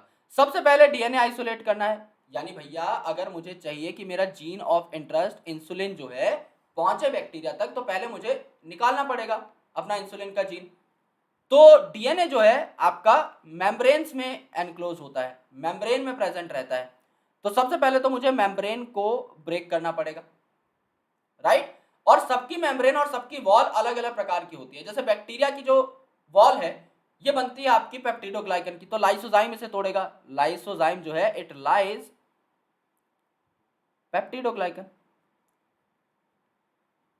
भाई पेप्टिडोग्लाइकन जो है बैक्टीरिया का, ये लाइज कर देगा। प्लांट सेल जो है इसमें सेल्यूलेज किसको लाइज करेगा? सेल्यूलोज को। ये सेल्यूलोज को खत्म कर देगा, तोड़ देगा, जगह बना देगा। फंगस में काइटिनेज है, किसको काटेगा? काइटिन को काटेगा। और एनिमल में ऐसी कोई प्रॉब्लम नहीं है, यहां पर वॉल बनेगी, राइट, यहां पर वॉल बनेगी। तो बैक्टीरियल मेम्ब्रेन आपका वैसे जनरल टर्म लिखा हुआ है, आप यहां पर वॉल भी लिख सकते हैं, राइट, सेल वॉल भी लिख सकते हैं। तो यहां पर क्या है, जब आपकी सेल वॉल टूटेगी तो सारे के सारे मॉलिक्यूल्स एक्सपोज हो जाएंगे। जैसे कि भाई आरएनए होता है आपके सेल के अंदर, प्रोटीन होता है, आपके सैकेराइड्स होते हैं, लिपिड होते हैं, डीएनए होता है। आपको क्या करना है? हर चीज को खत्म कर देना है, सिर्फ आपको डीएनए डीएनए रखना है। तो आरएनए को कौन डिग्रेड करेगा? आपका राइबोन्यूक्लियस। राइबोन्यूक्लियस का काम क्या है? आरएनए को डाइजेस्ट करना। प्रोटीन को कौन डाइजेस्ट करेगा? प्रोटीएज। सिमिलरली लिपिड को कौन डाइजेस्ट करेगा? लाइपेज। आपका जो पॉलीसैकेराइड है उसे कौन तोड़ेगा? अमाइलेज। सारी चीजें जब डाइजेस्ट हो जाएंगी तो एंड में बचेगा क्या? डीएनए। तो आपको उस डीएनए को प्योरीफाई भी करना है, अलग से प्रेसिपिटेट भी करना है। तो अब आता है एक और एग्जामिनर का फेवरेट क्वेश्चन कि भैया प्रेसिपिटेशन के लिए क्या डालोगे? चिल्ड इथेनॉल डालोगे। ठंडी शराब जब आप देते हो डीएनए को तो डीएनए प्रेसिपिटेट हो जाता है, यानी जो बचे हुए आरएनए डीएनए प्रोटीन के टुकड़े हैं, मतलब डीएनए के नहीं, आरएनए प्रोटीन लिपिड के कार्बोहाइड्रेट के जो टुकड़े हैं उनके बीच में से डीएनए को, जो कि बड़ा है अभी क्योंकि वो कटा नहीं है, उसको पुल डाउन करके आप निकाल सकते हो, ओके। और उसको उसके बाद स्पूलिंग से निकाल सकते हो। स्पूलिंग करोगे अलग से डीएनए जो है आपका एक्सट्रैक्ट हो जाएगा। अब आपको पूरा डीएनए मिल गया है, आपने एक सेल तोड़ा, चाहे वो प्लांट का हो, फंगस का हो, एनिमल का हो, किसी भी चीज का हो, बैक्टीरिया का, आपने पूरा सेल तोड़ा, डीएनए आपने निकाल लिया। तो पूरा डीएनए आया है ना कंप्लीट, जीन ऑफ इंटरेस्ट तो नहीं आया भाई। 30,000 जीन्स होते हैं ह्यूमंस के अंदर, आपको सिंगल जीन निकालना है। तो 30,000 में से आप क्या करोगे? आप 22 स्पेसिफिक लोकेशन पे रेस्ट्रिक्शन एंजाइम से कटवाओगे, डीएनए के टुकड़े टुकड़े करा दोगे, और उस टुकड़े में से सिलेक्ट करोगे अपना जीन ऑफ इंटरेस्ट। कैसे? अब जीन ऑफ इंटरेस्ट कैसे सिलेक्ट किया था दोस्त? अगरोस जेल इलेक्ट्रोफोरेसिस याद ही होगी, अभी थोड़ी देर पहले की थी भाई। अगरोस जेल इलेक्ट्रोफोरेसिस कराओगे फॉलोड बाय जेल इलेक्ट्रोफोरेसिस,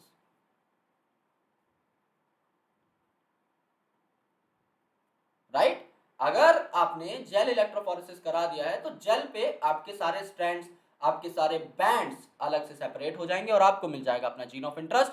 अब वो जो जीन ऑफ इंटरेस्ट आपको मिला है तो जेल इलेक्ट्रोफोरेसिस से आपको क्या मिला, जीन ऑफ इंटरेस्ट मिल गया, जीन ऑफ इंटरेस्ट मिल गया।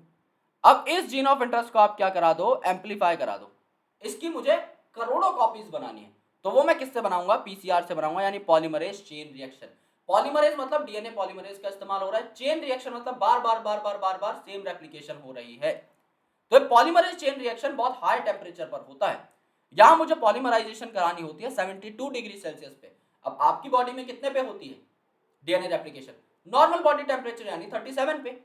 72 अगर मेरी बॉडी का टेम्परेचर हो गया तो मैं तो मर ही जाऊंगा, राइट।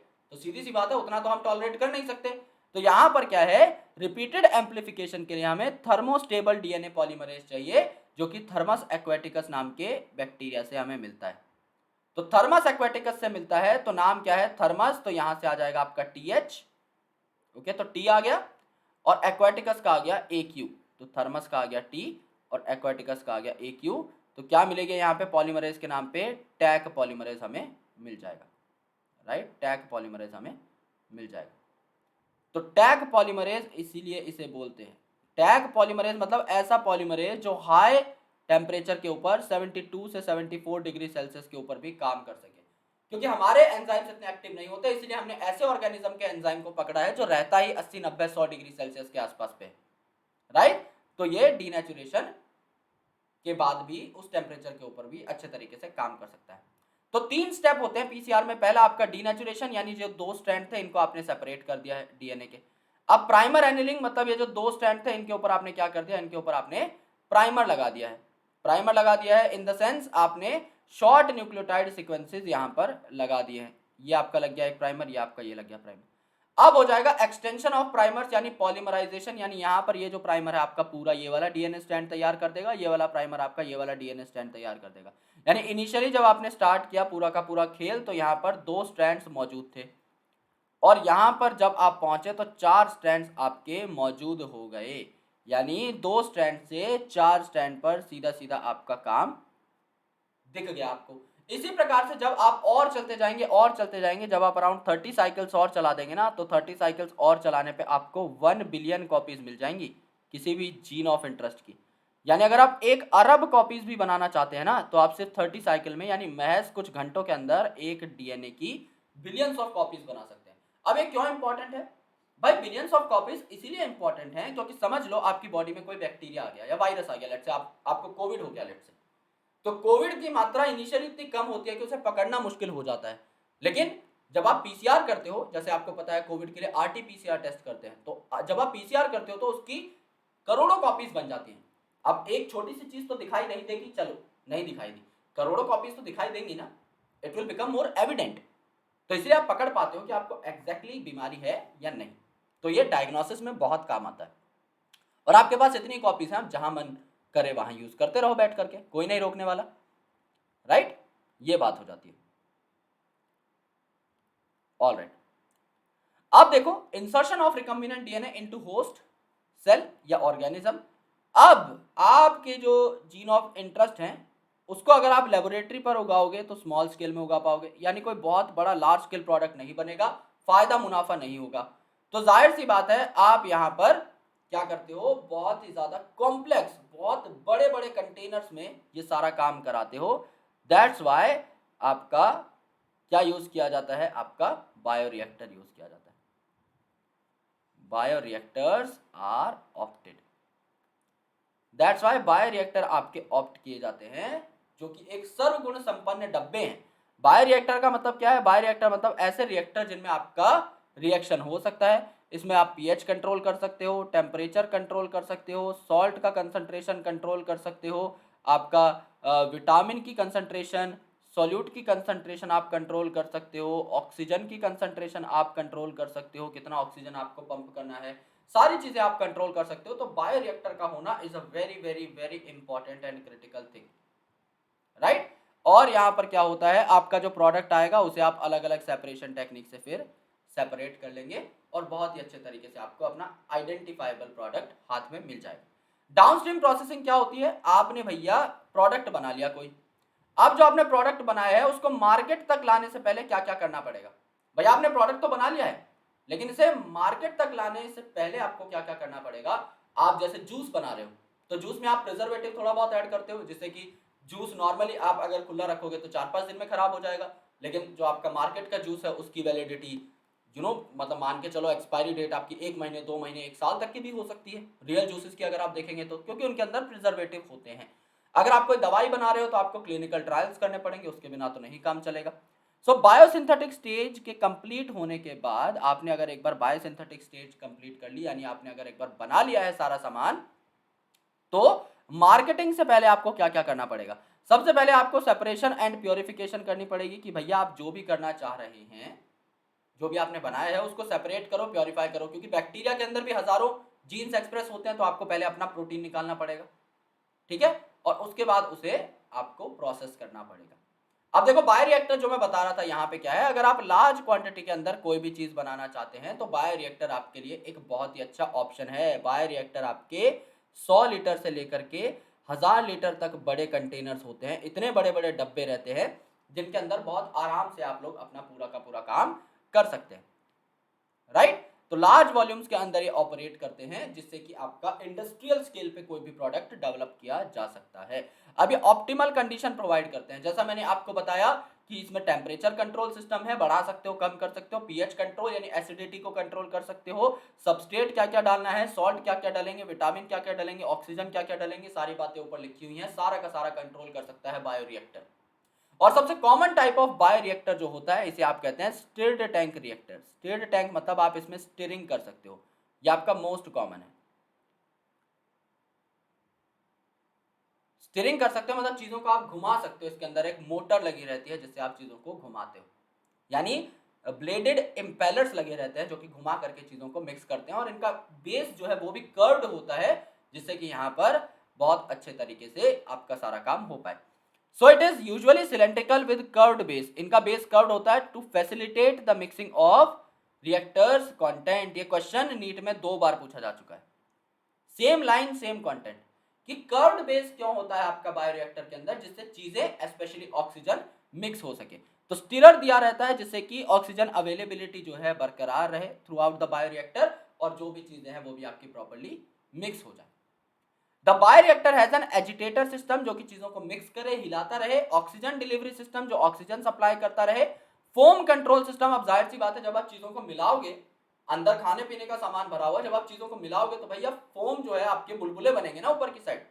आप पानी में भी जब ऐसे हाथ मारते हो तो ऊपर छोटे छोटे बुलबुले आते हैं, तो यहाँ तो एक पूरा कंटेनर है और बहुत तेज आपकी मोटर चल रही है, तो ऊपर क्या है आपके फोम जो है बनते रहेंगे, फ्रोथ बनता रहेगा, उसको आपको ब्लेड से काटते रहना पड़ेगा साथ साथ, जिससे कि आपका मिक्सिंग में कोई बदलाव ना आए।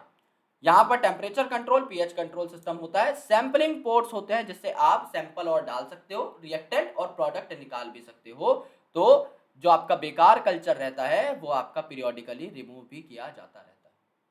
सो अलग अलग प्रकार के कल्चर्स यहाँ पर हो सकते हैं, जैसे कि यहाँ पर सबसे कॉमनली जो देखने को मिलता है दोस्त हमें, वो देखने को मिलता है कंटिन्यूअस कल्चर सिस्टम, जो कि आपको कहा भी जाता है कि हमें ऑप्ट करना चाहिए continuous culture system. Continuous culture system का मतलब ये है कि भैया एक साइड से ये आपका बायोरिएक्टर है, एक साइड से आपका पूरा का पूरा सॉल्वेंट जो है डालते जाओ, यानी जो भी चीजें हैं ये डालते जाओ, इंसर्ट करते जाओ, और दूसरी साइड से आपका जो भी यूज्ड मटेरियल है वो निकालते जाओ, यूज्ड मीडिया है वो निकालते जाओ। तो बात क्या हो जाएगी दोस्त, यहाँ पे यूज्ड मीडियम आपने निकाल लिया और इंसर्ट कर दिया आपने अनयूज्ड मीडियम, ओके, यानी फ्रेश मीडियम। तो जो यहाँ पर बैक्टीरिया रहेंगे ना ये मोस्ट एक्टिव स्टेट में रहेंगे, जिसे आप बोलते हैं लॉग फेज। तो लॉग फेज के अंदर या एक्सपोनेंशियल फेज के अंदर या फिर आपके मोस्ट एक्टिव स्टेट में आपके बैक्टीरियम रहते हैं, जिससे कि बढ़िया तरीके से काम करते रहें, तो बढ़िया आपको यहाँ पर आउटकम भी मिलते हैं। दूसरा क्या रहता है, दूसरा होता है यार आपका बैच कल्चर सिस्टम, राइट। दूसरा होता है आपका बैच कल्चर सिस्टम। तो ये क्या होता है, कंटिन्यूअस कल्चर में तो आप एक जगह से माल डालते जा रहे हो, दूसरी जगह से प्रोडक्ट और जो आपका यूज मीडियम है वो निकालते जा रहे हो। बैच कल्चर में क्या है, एक बार में 1 स्लॉट इन 1 टाइम, एक बार में आपने जो भी मटेरियल डाला है 1 स्लॉट इन 1 टाइम। एक सेकेंड, एक बार में आपने जो भी मटेरियल डाला है दोस्त उसे प्रोसेस होने दोगे, उसके प्रोडक्ट में कन्वर्ट होने से पहले आप दूसरा स्लॉट नहीं डालोगे। यानी आपका एक बेसिक लेवल पे चीज चलती है, कंटिन्यूअसली नहीं हो रहा है। पहले एक बार आपने जो प्रोसेस स्टार्ट किया है, जितना मटेरियल डाला है वो प्रोडक्ट में कन्वर्ट होगा, फिर कंटेनर धुलेगा, फिर नया मटेरियल आएगा, तो ये थोड़ा आपका स्लो है। दोनों इस्तेमाल किए जाते हैं अलग अलग प्रकार के इंडस्ट्री में, पर ये वाला थोड़ा स्लो है। ये आपकी बात हो जाती है दोस्त आपकी बायोटेक्नोलॉजी प्रिंसिपल्स की। डायग्राम्स अभी हम देखेंगे एनसीईआरटी के, डोंट वरी। अभी हम बात कर लेते हैं बायोटेक्नोलॉजी एंड इट्स एप्लीकेशन की। यानी बायोटेक पढ़ तो लिया, अब इसको अप्लाई कहाँ करें, क्या ऐसी चीज है जिसमें हम लोग अप्लाई कर सकते हैं, दैट इज द थिंग। तो यहां पर देखो, यूरोपियन फेडरेशन ऑफ बायोटेक्नोलॉजी ने एक डेफिनेशन दी थी कि इंटीग्रेशन है ये नेचुरल साइंस की, या तो सेल के साथ या उसके पार्ट के साथ या फिर पूरे ऑर्गेनिज्म के साथ या मॉलिक्यूलर एनालॉग के साथ। ये तो बात आपकी करेक्ट है। बायोटेक्नोलॉजी सिर्फ आपके माइक्रोब्स के यूज तक ही सीमित नहीं है, ये बायोफार्मास्यूटिकल यानी दवाई बनाने में काम आ सकती है, थेराप्यूटिक्स यानी किसी बीमारी को ठीक करने में काम आ सकती है, जैसे एडीए डेफिशिएंसी आप अभी देखोगे बायोफार्मास्यूटिकल में, इंसुलिन आप बनाते हो, ह्यूमुलिन आप बनाते हो, वो आप अभी देखोगे। डायग्नोस्टिक यानी आप बीमारी को चेक कर सकते हो, जैसा मैंने आपको बताया था आरटीपीसीआर का इस्तेमाल कोरोना टेस्ट में किया जाता है। जेनेटिकली मॉडिफाइड क्रॉप्स आप बना सकते हो, जैसे BT cotton, BT corn, BT brinjal, जो कि बीमारियों से ऑटोमेटिकली बचे रहते हैं। फूड आप बना सकते हो जिनकी क्वालिटी और बेहतर है। बायो रिमेडिएशन, किसी खतरनाक मेटल से या किसी खतरनाक टॉक्सिन से बैक्टीरिया की हेल्प से खुद को और एनवायरनमेंट को बचा सकते हो। वेस्ट ट्रीटमेंट, जो वाटर है, जो आप जानते हो कि वेस्ट वाटर ट्रीटमेंट जो किया जाता है उसमें बैक्टीरिया और फंगस का बहुत इंपॉर्टेंट रोल है। और एनर्जी प्रोडक्शन यानी बायोफ्यूल जो है, ये भी आपका यहां पर इस्तेमाल में आता है, अलग अलग बैक्टीरिया को या ऑर्गेनिजम्स को यूज करके फ्यूल तैयार करना। तो बायोटेक्नोलॉजी के 3 क्रिटिकल एरियाज, क्या क्या करना होता है बायोटेक्नोलॉजी के अंदर हमें। पहली चीज मेरे दोस्त की providing the best catalyst in the form of hybrid और मॉडिफाइड ऑर्गेनिज्म या फिर उसका प्योर एंजाइम। यानी एक ऐसा कैटलिस्ट हमें चाहिए जो बढ़िया काम कर सके, कोई भी काम जो आपने डिसाइड किया हो, चाहे वो इंसुलिन बनाना हो या कुछ भी, कोई भी प्रोडक्ट बनाना हो, उसके लिए हमें एक बेस्ट कैटलिस्ट चाहिए या बेस्ट ऑर्गेनिज्म चाहिए। अब हमें सिर्फ कैटलिस्ट बनाने से काम नहीं चलेगा, ऑप्टिमल कंडीशन भी देनी पड़ेगी किसी भी चीज को, तभी वो कैटलिस्ट एक्ट कर पाएगा, तभी प्रोडक्ट बनेगा। एंड डाउनस्ट्रीम प्रोसेसिंग, जब वो कैटलिस्ट एक्ट करेगा भैया, जब वो कैटलिस्ट प्रोडक्ट बना लेगा तो डाउनस्ट्रीम प्रोसेसिंग करनी है, प्रोटीन को प्योरीफाई करना है, ऑर्गेनिक कंपाउंड को प्योरीफाई करना है, तब जाकर के मजा आएगा। क्योंकि अभी डाउनस्ट्रीम प्रोसेसिंग में आपने देखा, आपने जूस तो बना दिया लेकिन आपने ठीक से प्रिजर्वेटिव ऐड नहीं किए, आपने दवाई तो बना दी लेकिन क्लिनिकल ट्रायल्स नहीं किए, तो हर प्रोडक्ट फेल है जब तक आप डाउनस्ट्रीम प्रोसेसिंग ना करो। तो बायोटेक्नोलॉजी में 3 इंपॉर्टेंट एरियाज क्या है, पहले कैटलिस्ट बनाओ, फिर उससे एक्ट करवाओ, प्रोडक्ट जो बनेगा उसको डाउनस्ट्रीम प्रोसेस करवाओ। एग्रीकल्चर में क्या हो सकता है रोल आपकी बायोटेक्नोलॉजी का, राइट? तो इनिशियली 3 ऑप्शन थे हमारे पास, और आज को मिलाकर भी 3 मेजर ऑप्शन है हमारे पास फूड बढ़ाने के लिए, यानी प्रोडक्टिविटी बढ़ाने के लिए। पहला एग्रोकेमिकल बेस्ड एग्रीकल्चर, यानी एग्रोकेमिकल्स हम लोग डालेंगे, यानी क्या डालेंगे, फर्टिलाइजर डालेंगे, पेस्टिसाइड डालेंगे, यानी केमिकल्स का भरपूर इस्तेमाल होगा दोस्त, ठीक है? तो पेस्टिसाइड से पेस्ट मर जाएंगे जो कि फसल पर अटैक करते थे, तो वैसे बढ़ गई प्रोडक्टिविटी। और फर्टिलाइजर, ओके फर्टिलाइज लिख दिया यार यहाँ पे, तो फर्टिलाइजर है वो वैसे बढ़ा देगा, राइट? फर्टिलाइजर है वो वैसे बढ़ा देगा, इनऑर्गेनिक मिनरल आयंस ऐड कर देगा into the soil. Organic agriculture मतलब ऑर्गेनिक फार्मिंग आप यहां पर करो, आप जो वेस्ट है, ऑर्गेनिक वेस्ट है, उसका इस्तेमाल करो। यानी कोई सब्जी है गली सड़ी सी, राख है, गाय का गोबर है, उस ऑर्गेनिक वेस्ट को दोबारा से फील्ड में इस्तेमाल कर लो, ये ऑर्गेनिक फार्मिंग हो गई।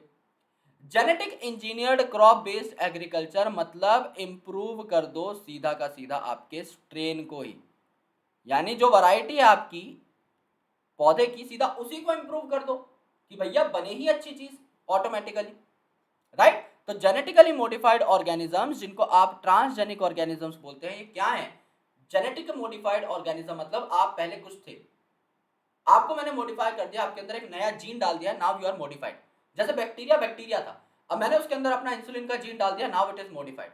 तो जेनेटिकली मॉडिफाइड ऑर्गेनिज्म को ट्रांसजेनिक ऑर्गेनिजम्स भी कहा जाता है, जहां पर आप इनके जीन्स को अल्टर कर देते हैं बाय मैनिपुलेशन, आप एक पर्टिकुलर डिजायरेबल ट्रेट या फिनोटाइप इनमें ऐड कर देते हो, क्योंकि आपने एक नया जीन इनमें ऐड कर दिया है। अब क्या होता है भाई, जेनेटिक इंजीनियरिंग अगर आपने कर दी प्लांट्स के अंदर, तो एडवांटेजेस क्या है इस चीज के? क्रॉप जो है अबायोटिक स्ट्रेसेस से ज्यादा टॉलरेंट हो जाता है, यानी अब ये स्ट्रेसेस को, जो एनवायरमेंटल फैक्टर है उनको ज्यादा झेल पाएगा। अगर ज्यादा ठंड है तो भी झेल लेगा, ज्यादा गर्मी है या सूखा है तो भी झेल लेगा, ज्यादा सॉल्ट भी झेल लेगा, ज्यादा हीट भी झेल लेगा, क्योंकि इसका अंदर का जेनेटिक मटेरियल इस हिसाब का हो गया है कि ये इसे चीजें झेलने में हेल्प करे, राइट। पेस्ट रेजिस्टेंट हो जाता है क्रॉप, तो अगर पहले ही पेस्ट रेजिस्टेंट है तो आपको पेस्टिसाइड्स का कोई इस्तेमाल नहीं करना। It reduces post harvester losses, यानी फसल की कटाई के बाद जो लॉसेज हो जाते थे उनको ये बचाएगा, पोस्ट हार्वेस्टर लॉसेज नहीं होने देगा, ये पूछा जाता है। और सबसे इंपॉर्टेंट जो पूछा जाता है वो है ये वाला point, it enhances the nutritional value, यानी कि जो विटामिन ए है which is present in rice, ये तैयार किया जाता है, इसे बोला जाता है गोल्डन राइस। गोल्डन राइस इसलिए बोला जाता है, इसलिए नहीं कि इसका कलर गोल्डन है, क्योंकि इसकी वैल्यू गोल्ड जैसी है। क्योंकि अगर आप चावल खाते हो और आपकी आंख की बीमारियां भी ठीक हो जाए तो इससे बढ़िया क्या ही हो सकता है। तो विटामिन ए जो है ये आपका एनरिच होता है राइस के अंदर, तो गोल्डन राइस इसे कहा जाता है। It increase the efficiency of mineral usages, यानी आपके सॉइल के अंदर काफी मिनरल्स पड़े होते हैं, अगर आप सारे यूज कर लोगे तो अगले साल क्या यूज करोगे, एग्जॉस्ट हो जाएंगे सारे मिनरल्स। तो एफिशिएंसी बढ़ाता है कि भैया जितना चाहिए उतना ही लो, टूटी खोल के ज्यादा मत लो। So that's why genetically modified crops are much better. GM is used to create tailor made plants. Tailor made plants मतलब जिसको जैसी जरूरत है वैसे प्लांट बना सकते हैं। किसी में आयरन की कमी है, ऐसा प्लांट तैयार कर दूंगा, आयरन आपको मिल जाएगा प्लांट से ही। जैसे अभी राइस था, विटामिन की कमी है, विटामिन ले लो भाई राइस के अंदर से सीधा सीधा, राइट। तो किसी इंडस्ट्री को अगर कुछ ऐसे स्टार्चेस चाहिए, कुछ फ्यूल्स चाहिए, कुछ फार्मास्यूटिकल चाहिए, तो ऑटोमेटिकली मिल सकते हैं, वो अपने आप टेलर मेड प्लांट्स तैयार कर सकते हैं। यानी कि बहुत सारे इंपॉर्टेंट एडवांसमेंट्स हैं जो कि आए हैं जेनेटिकली मॉडिफाइड क्रॉप्स के माध्यम से। भाई ड्रॉट रेजिस्टेंट ये, कोल्ड रेजिस्टेंट ये, सॉल्ट रेजिस्टेंट ये, हाई पीएच लो पीएच को ये टॉलरेट कर सकते हैं, पोस्ट हार्वेस्टर लॉसेस से बचाते हैं, पेस्टिसाइड की कोई खास जरूरत है नहीं, यील्ड इनके अंदर बढ़ जाएगी, मिनरल यूसेज की एफिशिएंसी को ये बढ़ाते हैं, टेलर मेड ये है, इंपॉर्टेंट न्यूट्रिशनल एनरिचमेंट्स इनके अंदर हैं। तो जाहिर सी बात है बढ़िया ही है, हमें तो इनका इस्तेमाल करना चाहिए। तो पेस्ट रेजिस्टेंट प्लांट जो तैयार किए गए वो इसलिए तैयार किए गए क्योंकि भाई इंसेक्टिसाइड और पेस्टिसाइड एक तो हार्मफुल थे, दूसरा महंगे थे, यानी एक तो ये कॉस्टली थे, हर किसान अफोर्ड नहीं कर पाता था उस टाइम पे, एंड ये एक तो हार्मफुल भी थे, यानी इससे हमारी सॉइल को बहुत ज़्यादा दिक्कत भी होती थी। और ये जो केमिकल वाली सब्जी जिसका हम उपयोग करते हैं, जो टर्म भी हम लोग यूज करते हैं केमिकल वाली सब्जी, वो हमारे लिए भी बहुत हानिकारक है। तो इसलिए BT cotton, BT corn, rice, tomato, potato, soybean, आज तो हजारों सब्जी आ चुकी हैं जो बीटी ओरिएंटेड है। अब बीटी का मतलब क्या है? बीटी का मतलब है दोस्त, बीटी का मतलब है बैसिलस थुरिंजिएंसिस। बीटी, यहां से बीटी उठा है, यानी ये एक बैसिलस यानी क्या है, बैक्टीरियम है भाई, नाम ही हो गया ना बैसिलस, तो ये बैक्टीरिया है आपका। ओके, एक सेकेंड। तो बैसिलस क्या है आपका, बैक्टीरियम है। तो ये जो बैक्टीरिया है इसके अंदर ऐसे जीन होते हैं जो कि इंसेक्ट रेजिस्टेंट या पेस्ट रेजिस्टेंट होते हैं। यानी अगर मैंने बैक्टीरिया से इसका जीन उठा लिया जो कि प्रोटीन बनाएगा, जो कि इंसेक्ट को किल कर देगा, और प्लांट के अंदर डाल दिया, तो प्लांट तो ऑटोमेटिकली बच जाएगा। समझ लो मैंने बीटी जीन उठाया, बीटी के अंदर जीन होते हैं जिनका नाम होता है क्राई जीन्स। ओके, तो बैसिलस थुरिंजिएंसिस कंटेन जीन्स जिनको आप क्राई जीन बोलते हो। तो एक क्राई जीन अगर मैंने डाल दिए हैं प्लांट के अंदर, तो क्राई जीन क्या बनाएंगे, प्रोटीन बनाएंगे, एक्सप्रेस करेंगे ना भाई, हर डीएनए प्रोटीन बनाने के लिए है। तो ये प्रोटीन बनाएंगे जो कि कोलियोप्टेरा को मार सकता है यानी बीटल्स को, लेपिडोप्टेरा को मार सकता है यानी टोबैको बडवॉर्म को और आर्मी वॉर्म को, एज वेल एज डिप्टेरा को मार सकता है यानी फ्लाइज को मार सकता है, मॉस्किटो को मार सकता है। तो जाहिर सी बात है अगर मैंने क्राई जीन डाल दिए हैं प्लांट के अंदर तो वो सेफ है इन सारे इंसेक्ट से। तो स्पेसिफिक बीटी टॉक्सिन जो है, specific word is very important, क्योंकि हर बीटी टॉक्सिन हर इंसेक्ट को नहीं मार सकता। तो स्पेसिफिक बीटी टॉक्सिन जो है आपके आइसोलेट किए जाते हैं बैसिलस थुरिंजिएंसिस नाम के बैक्टीरियम से और अलग अलग क्रॉप में डाले जाते हैं।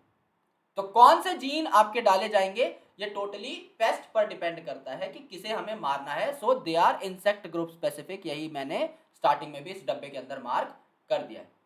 अब यहां पर जो जीन होते हैं बैसिलस thuringiensis के अंदर एक क्राई जीन्स होते हैं, जैसे आपका क्राई 1 AC जीन है, क्राई 2 AB जीन है, ये आपके कॉटन बॉलवॉर्म्स को कंट्रोल करेंगे। यानी अगर आपको कॉटन को बचाना है तो क्राई 1 AC और क्राई 2 AB नाम के जीन्स जो है सीधा डाल दो प्लांट के अंदर। अब प्लांट में जीन कैसे डालोगे, सिंपल सी बात है, टीआई प्लाज्मिड ऑफ अगेरोबैक्टीरियम ट्यूमीफेशन अभी बात करी थी, प्लांट का नाम आ गया TI plasmid, done.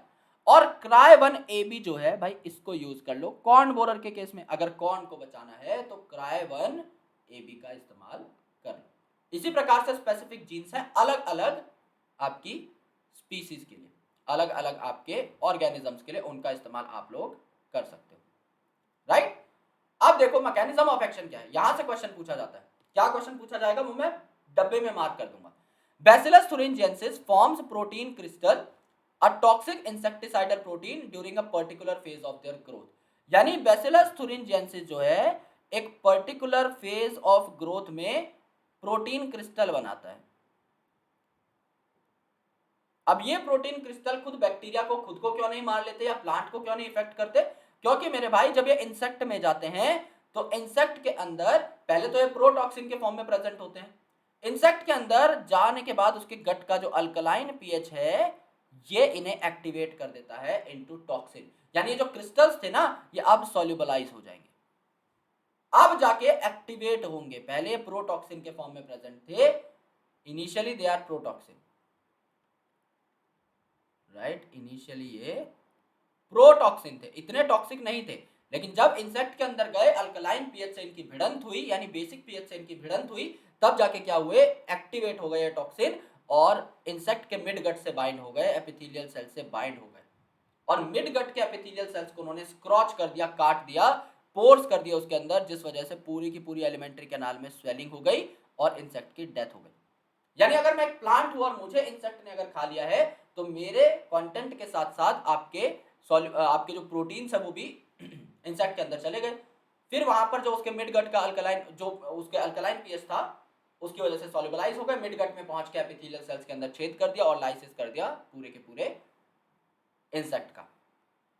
Nematode resistance in crop plants या tobacco plants, this is very very important. इसको आप क्या बोलते हैं, इसको आप बोलते हैं आरएनए इंटरफेरेंस टेक्नोलॉजी। ये काफी ज्यादा इंपॉर्टेंट है, बहुत बार पूछा जाता है, लगभग हर साल पूछा जाता है RNA interference, RNA interference technology. तो नेमाटोड है यानी आपका एस्केलमिंथ है जिसका नाम है मेलोडिजीनी इनकग्निशिया। ये मेलोडिजीनी इनकग्निशिया किस चीज को अफेक्ट करेगा, रूट को, और कहां की, टोबैको की। तो ये जो है टोबैको के अंदर स्पेसिफिकली जो एनसीईआरटी में लिया हुआ है, और भी प्लांट्स को अफेक्ट करता है लेकिन आपके रूट में अफेक्ट करेगा। तो टोबैको रूट्स को अफेक्ट करेगा जिसकी वजह से टोबैको ग्रो नहीं कर पाएगी बहुत ज्यादा और उसमें आ जाएगी ईल्ड। तो हमें क्या करना है, आरएनए इंटरफेरेंस टेक्नोलॉजी अडेप्ट करनी है। आरएनए इंटरफेरेंस टेक्नोलॉजी लगभग सारे यूकैरियोट के अंदर पाई जाती है, चाहे आपका सिंगल सेलुलर हो, चाहे आपका मल्टी सेलुलर हो, यानी चाहे आपका प्रोटिस्ट की ही आप बात कर रहे हो उसके अंदर भी पाया जाएगा, और चाहे आप एनिमल्स की बात कर रहे हो उनके अंदर भी पाया जाएगा। तो प्रोटिस्ट टू एनिमल सबके अंदर पाया जाता है आपका आरएनए इंटरफेरेंस। क्या होता है यहां पर दोस्त, आप ट्रांसलेशन को रोक लेते हो, यानी आपका डीएनए कन्वर्ट होता है आरएनए में और आरएनए कन्वर्ट होता है प्रोटीन में, आपको पता है, लेकिन डीएनए के जो 2 स्ट्रैंड है उनमें से सिर्फ एक जो आपका टेम्पलेट है सिर्फ वही आरएनए में कन्वर्ट होता है, यानी सिंगल स्ट्रैंडेड आरएनए होगा तब जाके उस पर राइबोसोम बाइंड करेगा, तब जाके प्रोटीन बनेगा। हम यहां पर क्या कर देते हैं, डबल स्ट्रैंडेड आरएनए मॉलिक्यूल बना देते हैं। ये वर्ड बहुत इंपॉर्टेंट है, इसी से हर साल क्वेश्चन आता है कि आरएनए इंटरफेरेंस में क्या बनेगा, डबल स्ट्रैंडेड आरएनए बन जाएगा। तो यहां पर क्या है, एक स्ट्रैंड आपका आरएनए का था ही भाई, जो आपका डीएनए था जो कन्वर्ट हो रहा था आरएनए में पैथोजन के अंदर, वो एक स्ट्रैंड ऑफ आरएनए है ही, आप क्या करो दूसरा स्ट्रैंड ऑफ आरएनए दे दो उसके कॉम्प्लीमेंट्री। वो कहां से आ जाएगा, चाहे वो आपका कोई आरएनए वायरस हो उसका जेनेटिक मटेरियल आपका हो, चाहे कोई मोबाइल जेनेटिक एलिमेंट हो जिसको आप ट्रांसपोजोन बोलते हो, इनसे आप लोग, या इन्वर्टेड रिपीट सीक्वेंस है, कुछ भी आप लोग जिसको आप रेट्रो ट्रांसपोजोन बोलते हो, इनमें से कुछ भी आप लाओ, लेकिन एक जो है आप लेकर के आओ स्ट्रैंड, और इसको क्या करो, पहले से हमारे पास जो सिंगल स्ट्रैंडेड आरएनए है उसके साथ बाइंड करा दो, तो अब क्या बन जाएगा, आरएनए आपका डबल स्ट्रैंडेड बन जाएगा, और डबल स्ट्रैंडेड आरएनए कभी ट्रांसलेट नहीं कर सकता, काम खत्म, सीधी सी बात है। देखो मोड ऑफ एक्शन क्या है, nematode specific genes were introduced into the host plant by Agrobacterium vectors. Agrobacterium vector plant के अंदर जीन भेजने के लिए इंपॉर्टेंट है। Introduction of DNA was such that it produce both sense and antisense RNA. अब sense और antisense RNA बन जाएगा। अब पहले से जो आपका सेंस आरएनए बना है डीएनए के टेम्पलेट स्ट्रैंड से, उसके साथ हमारा जो है कॉम्प्लीमेंट्री स्ट्रैंड जाकर के बाइंड कर जाएगा। अब ये जो दो आरएनए स्ट्रैंड है कॉम्प्लीमेंट्री है सिंस ईच अदर, तो यहां पर डबल स्ट्रैंडेड आरएनए तैयार हो जाता है। और डबल स्ट्रैंडेड आरएनए आपका ट्रांसलेट नहीं कर सकता, तो आरएनए क्या हो गया, इंटरफेयर हो गया। आरएनए इंटरफेरेंस मतलब इट कांट ट्रांसलेट। और सबसे इंपॉर्टेंट क्या है भाई, प्रोटीन। डीएनए की वैल्यू कब है, जब वो प्रोटीन बना रहा हो, जब वो आपका एक्सप्रेस कर रहा हो। तो अगर वो एक्सप्रेस ही नहीं करेगा तो उसकी कोई खास वैल्यू नहीं है। आरएनए इंटरफेरेंस अगर आपने कर दिया तो काम खत्म। अब हम मेडिसिन के अंदर क्या वैल्यू देखते हैं, बायोटेक्नोलॉजी की। मेडिसिन में किस हिसाब से बायोटेक्नोलॉजी काम आती है, तो recombinant DNA technology helps in the mass production of safe and more effective therapeutic drugs, क्योंकि ये ड्रग्स आपके अंदर कोई साइड इफेक्ट नहीं देते, राइट, अनवांटेड रिस्पॉन्सेज नहीं देते। जैसे पहले क्या होता था, पहले जो इंसुलिन थी, राइट, ये नॉन ह्यूमन सोर्सेज से आती थी। जैसे कि आपने कोई पिग है, स्लॉटर्ड पिग, या कोई कैटल है, उसके पैनक्रियास से इंसुलिन निकाला और डायबिटिक पेशेंट्स को दे दिया। लेकिन हमारे और उनके इंसुलिन में एक दो अमीनो एसिड का फर्क है, तो काफी बार हमारी बॉडी उसे फॉरेन प्रोटीन की तरह ट्रीट करती थी और हमारी बॉडी में इम्यून रिएक्शंस आ जाते थे, एलर्जी हो जाती थी। लेकिन आप बैक्टीरिया को जो जीन दे रहे हो वो तो आपका खुद का ही है ना, तो एलर्जी के कोई चांसेस नहीं है। आज के दिन में 30 से भी ज्यादा रिकम्बिनेंट थेराप्यूटिक्स ह्यूमन यूज के लिए अवेलेबल हैं, जिसमें से इंडिया में 12 आ भी चुके हैं। जिसमें सबसे कॉमन जो यूज किया जाता है वो है ह्यूमुलिन यानी ह्यूमन इंसुलिन। तो यहां पर क्या हो जाएगा, ह्यूमुलिन का प्रोडक्शन हो जाएगा, जेनेटिकली इंजीनियर्ड इंसुलिन, जिसको क्या कहा जाता है, ह्यूमुलिन कहा जाता है, राइट, ह्यूमुलिन कहा जाता है। तो management of adult onset of diabetes is possible by taking insulin at regular time interval. Insulin लेनी पड़ेगी, राइट। लेकिन अब हम क्या कर सकते हैं, बैक्टीरिया से खुद के जीन को देकर ही इंसुलिन बना सकते हैं। तो जब आप कैटल या पिग से लेते थे इंसुलिन, उस टाइम पर हमारी बॉडी में एलर्जी होने लग गई, क्योंकि थोड़ा बहुत जो है उनके और हमारे इंसुलिन में फर्क है। लेकिन अब जो हम बैक्टीरिया को जीन दे रहे हैं वो तो हमारा ही जीन है, तो 0% फर्क आएगा, बहुत आसानी से चीजें हो जाएंगी। तो इंसुलिन के अंदर दो शॉर्ट पेप्टाइड चेन्स होती हैं आपकी, एक होती है आपकी 30 अमीनो एसिड की, एक होती है आपकी 21 अमीनो एसिड की, right, 21 amino acid and 30 amino acid. इसे आप कहते हैं ए पेप्टाइड और बी पेप्टाइड, और ये दोनों जुड़ी रहती हैं with the help of disulphide bridges. Disulphide bridges जो कि कौन बनाएगा, आपके सिस्टीन नाम का अमीनो एसिड बनाएगा। Cysteine amino acid makes that, cysteine amino acid बनाएगा, राइट। तो यहां पर क्या है, मैमल्स के अंदर या ह्यूमंस के अंदर भी आप कह सकते हैं कि इंसुलिन एक प्रो हार्मोन के फॉर्म में सिंथेसाइज होता है। इसे मैच्योर होना होता है फंक्शनल होने के लिए। तो प्रो हार्मोन के अंदर एक सी पेप्टाइड भी प्रेजेंट होती है। जब आप इस सी पेप्टाइड को रिमूव कर दोगे तो मैच्योर्ड इंसुलिन आपको देखने को मिल जाएगा। जैसे यहां पर देखो, यहां पर क्या है आपका, ये इंसुलिन है, तो इंसुलिन के अंदर समझ लो आपका क्या हुआ, ये आपका ए पेप्टाइड है, लेट्स से ए पेप्टाइड है, यहां से लेकर के यहां तक लेट्स से आपका ए पेप्टाइड, फिर यहां से लेकर के यहां तक आपका बी पेप्टाइड है, और इस ए और बी को कनेक्ट कौन कर रहा है, ये है आपका सी पेप्टाइड, ये आपका सी पेप्टाइड। तो इस सी को आपको रिमूव करना पड़ेगा। तो यहां पर क्या है, यहां पर आपका ए जुड़ा हुआ है, यहां पर आपका बी जुड़ा हुआ है, और ये सी आपने क्या कर दिया, रिमूव कर दिया, राइट, ये सी आपने रिमूव कर दिया, तब जाके क्या हुआ है, आपका इंसुलिन बना है, यानी ये आपका प्रो इंसुलिन है, right, this is your pro insulin, यानी आपका एक्टिव फॉर्म नहीं है अभी। लेकिन ये जो आपका नीचे एक्चुअल इंसुलिन दिया हुआ है ये वाला मेरे दोस्त, इसमें क्या है, आपका ए और बी चेन प्रेजेंट है सिर्फ, जो कि डाइसल्फाइड बॉन्ड से जुड़े हुए हैं। अब देखो आपको एक मस्त चीज बताता हूं, यहाँ पे क्या है, ये वाला जो डाइसल्फाइड बॉन्ड है ए को ए से ही कनेक्ट कर रहा है, राइट, ए चेन के अंदर ही है ना दोनों एस, तो ये क्या हुआ, इंट्रा चेन। इंट्रा चेन जो सिंगल के अंदर हो, सिंगल चेन को ही कनेक्ट कर रहा हो, तो इसका नंबर भी एक ही होगा इंसुलिन में। और ये है आपके दो, एक और दो, ये क्या होगा, इंटरचेन।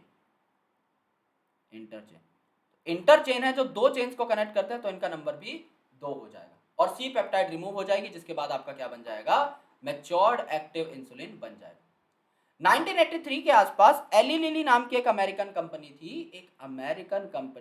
ये क्वेश्चन पूछा जाता है कि कौन सी कंपनी ने तैयार किया था, एली लिली ने तैयार किया था। ये आपके ए और बी चेन, इन्होंने सोचा यार सी चेन को बनाना और हटाना बहुत डिफिकल्ट है, फिर इन्होंने सोचा अरे यार क्या करें, ए और बी चेन बनाते हैं और डाइसल्फाइड बॉन्ड बना के देख लेते हैं बीच में कि इंसुलिन बनता है कि नहीं।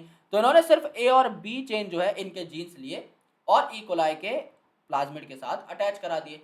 ए और बी चेन जो है इन्होंने प्रोड्यूस करी सेपरेटली, अलग अलग, और इनको क्या किया, डाइसल्फाइड बॉन्ड से जोड़ दिया, और अल्टीमेटली आपको क्या मिल गया, ह्यूमन इंसुलिन मिल गया, which was a very big breakthrough, जिसके बाद से डायबिटीज को कंट्रोल करना थोड़ा सा आसान हो गया है। अब जीन थेरेपी क्या है, ये काफी इंपॉर्टेंट है। इस पे से सीधा सीधा सवाल पूछा जाता है कि जीन थेरेपी का इस्तेमाल किसको ट्रीट करने के लिए किया गया था, सबसे पहले कौन सी डिजीज थी, कौन से साल में, and so on. So it is a method to correct a gene defect that has been diagnosed in child embryo। अगर एक बच्चे के अंदर बहुत छोटी एज में यानी एम्ब्रियोनिक स्टेज में या कम उम्र के अंदर एक डिफेक्ट पता लगता है कि भैया जेनेटिक डिफेक्ट है, इसको आपको करेक्ट करना है, तो आप करेक्ट कर सकते हो। फर्स्ट क्लिनिकल जीन थेरेपी जो आपकी आई थी, ये केस आपको 1990 में देखने को मिला था, 4 साल की एक बच्ची के अंदर जिसमें एडीए डेफिशिएंसी थी, यानी एडिनोसिन डीएमिनेज डेफिशिएंसी नाम की बीमारी थी, राइट। यहां पर क्या होता है, डिलीट हो जाता है, कोई पूछेगा डिलीट होगा, इंसर्ट होगा, क्या होगा, सब्स्टिट्यूट होगा। डिलीट हो जाता है आपका जीन एडिनोसिन डीएमिनेज का, एडिनोसिन डीएमिनेज का जीन डिलीट हो गया तो इम्यून सिस्टम जो है यहां पर आपका कमजोर हो जाएगा इसकी वजह से।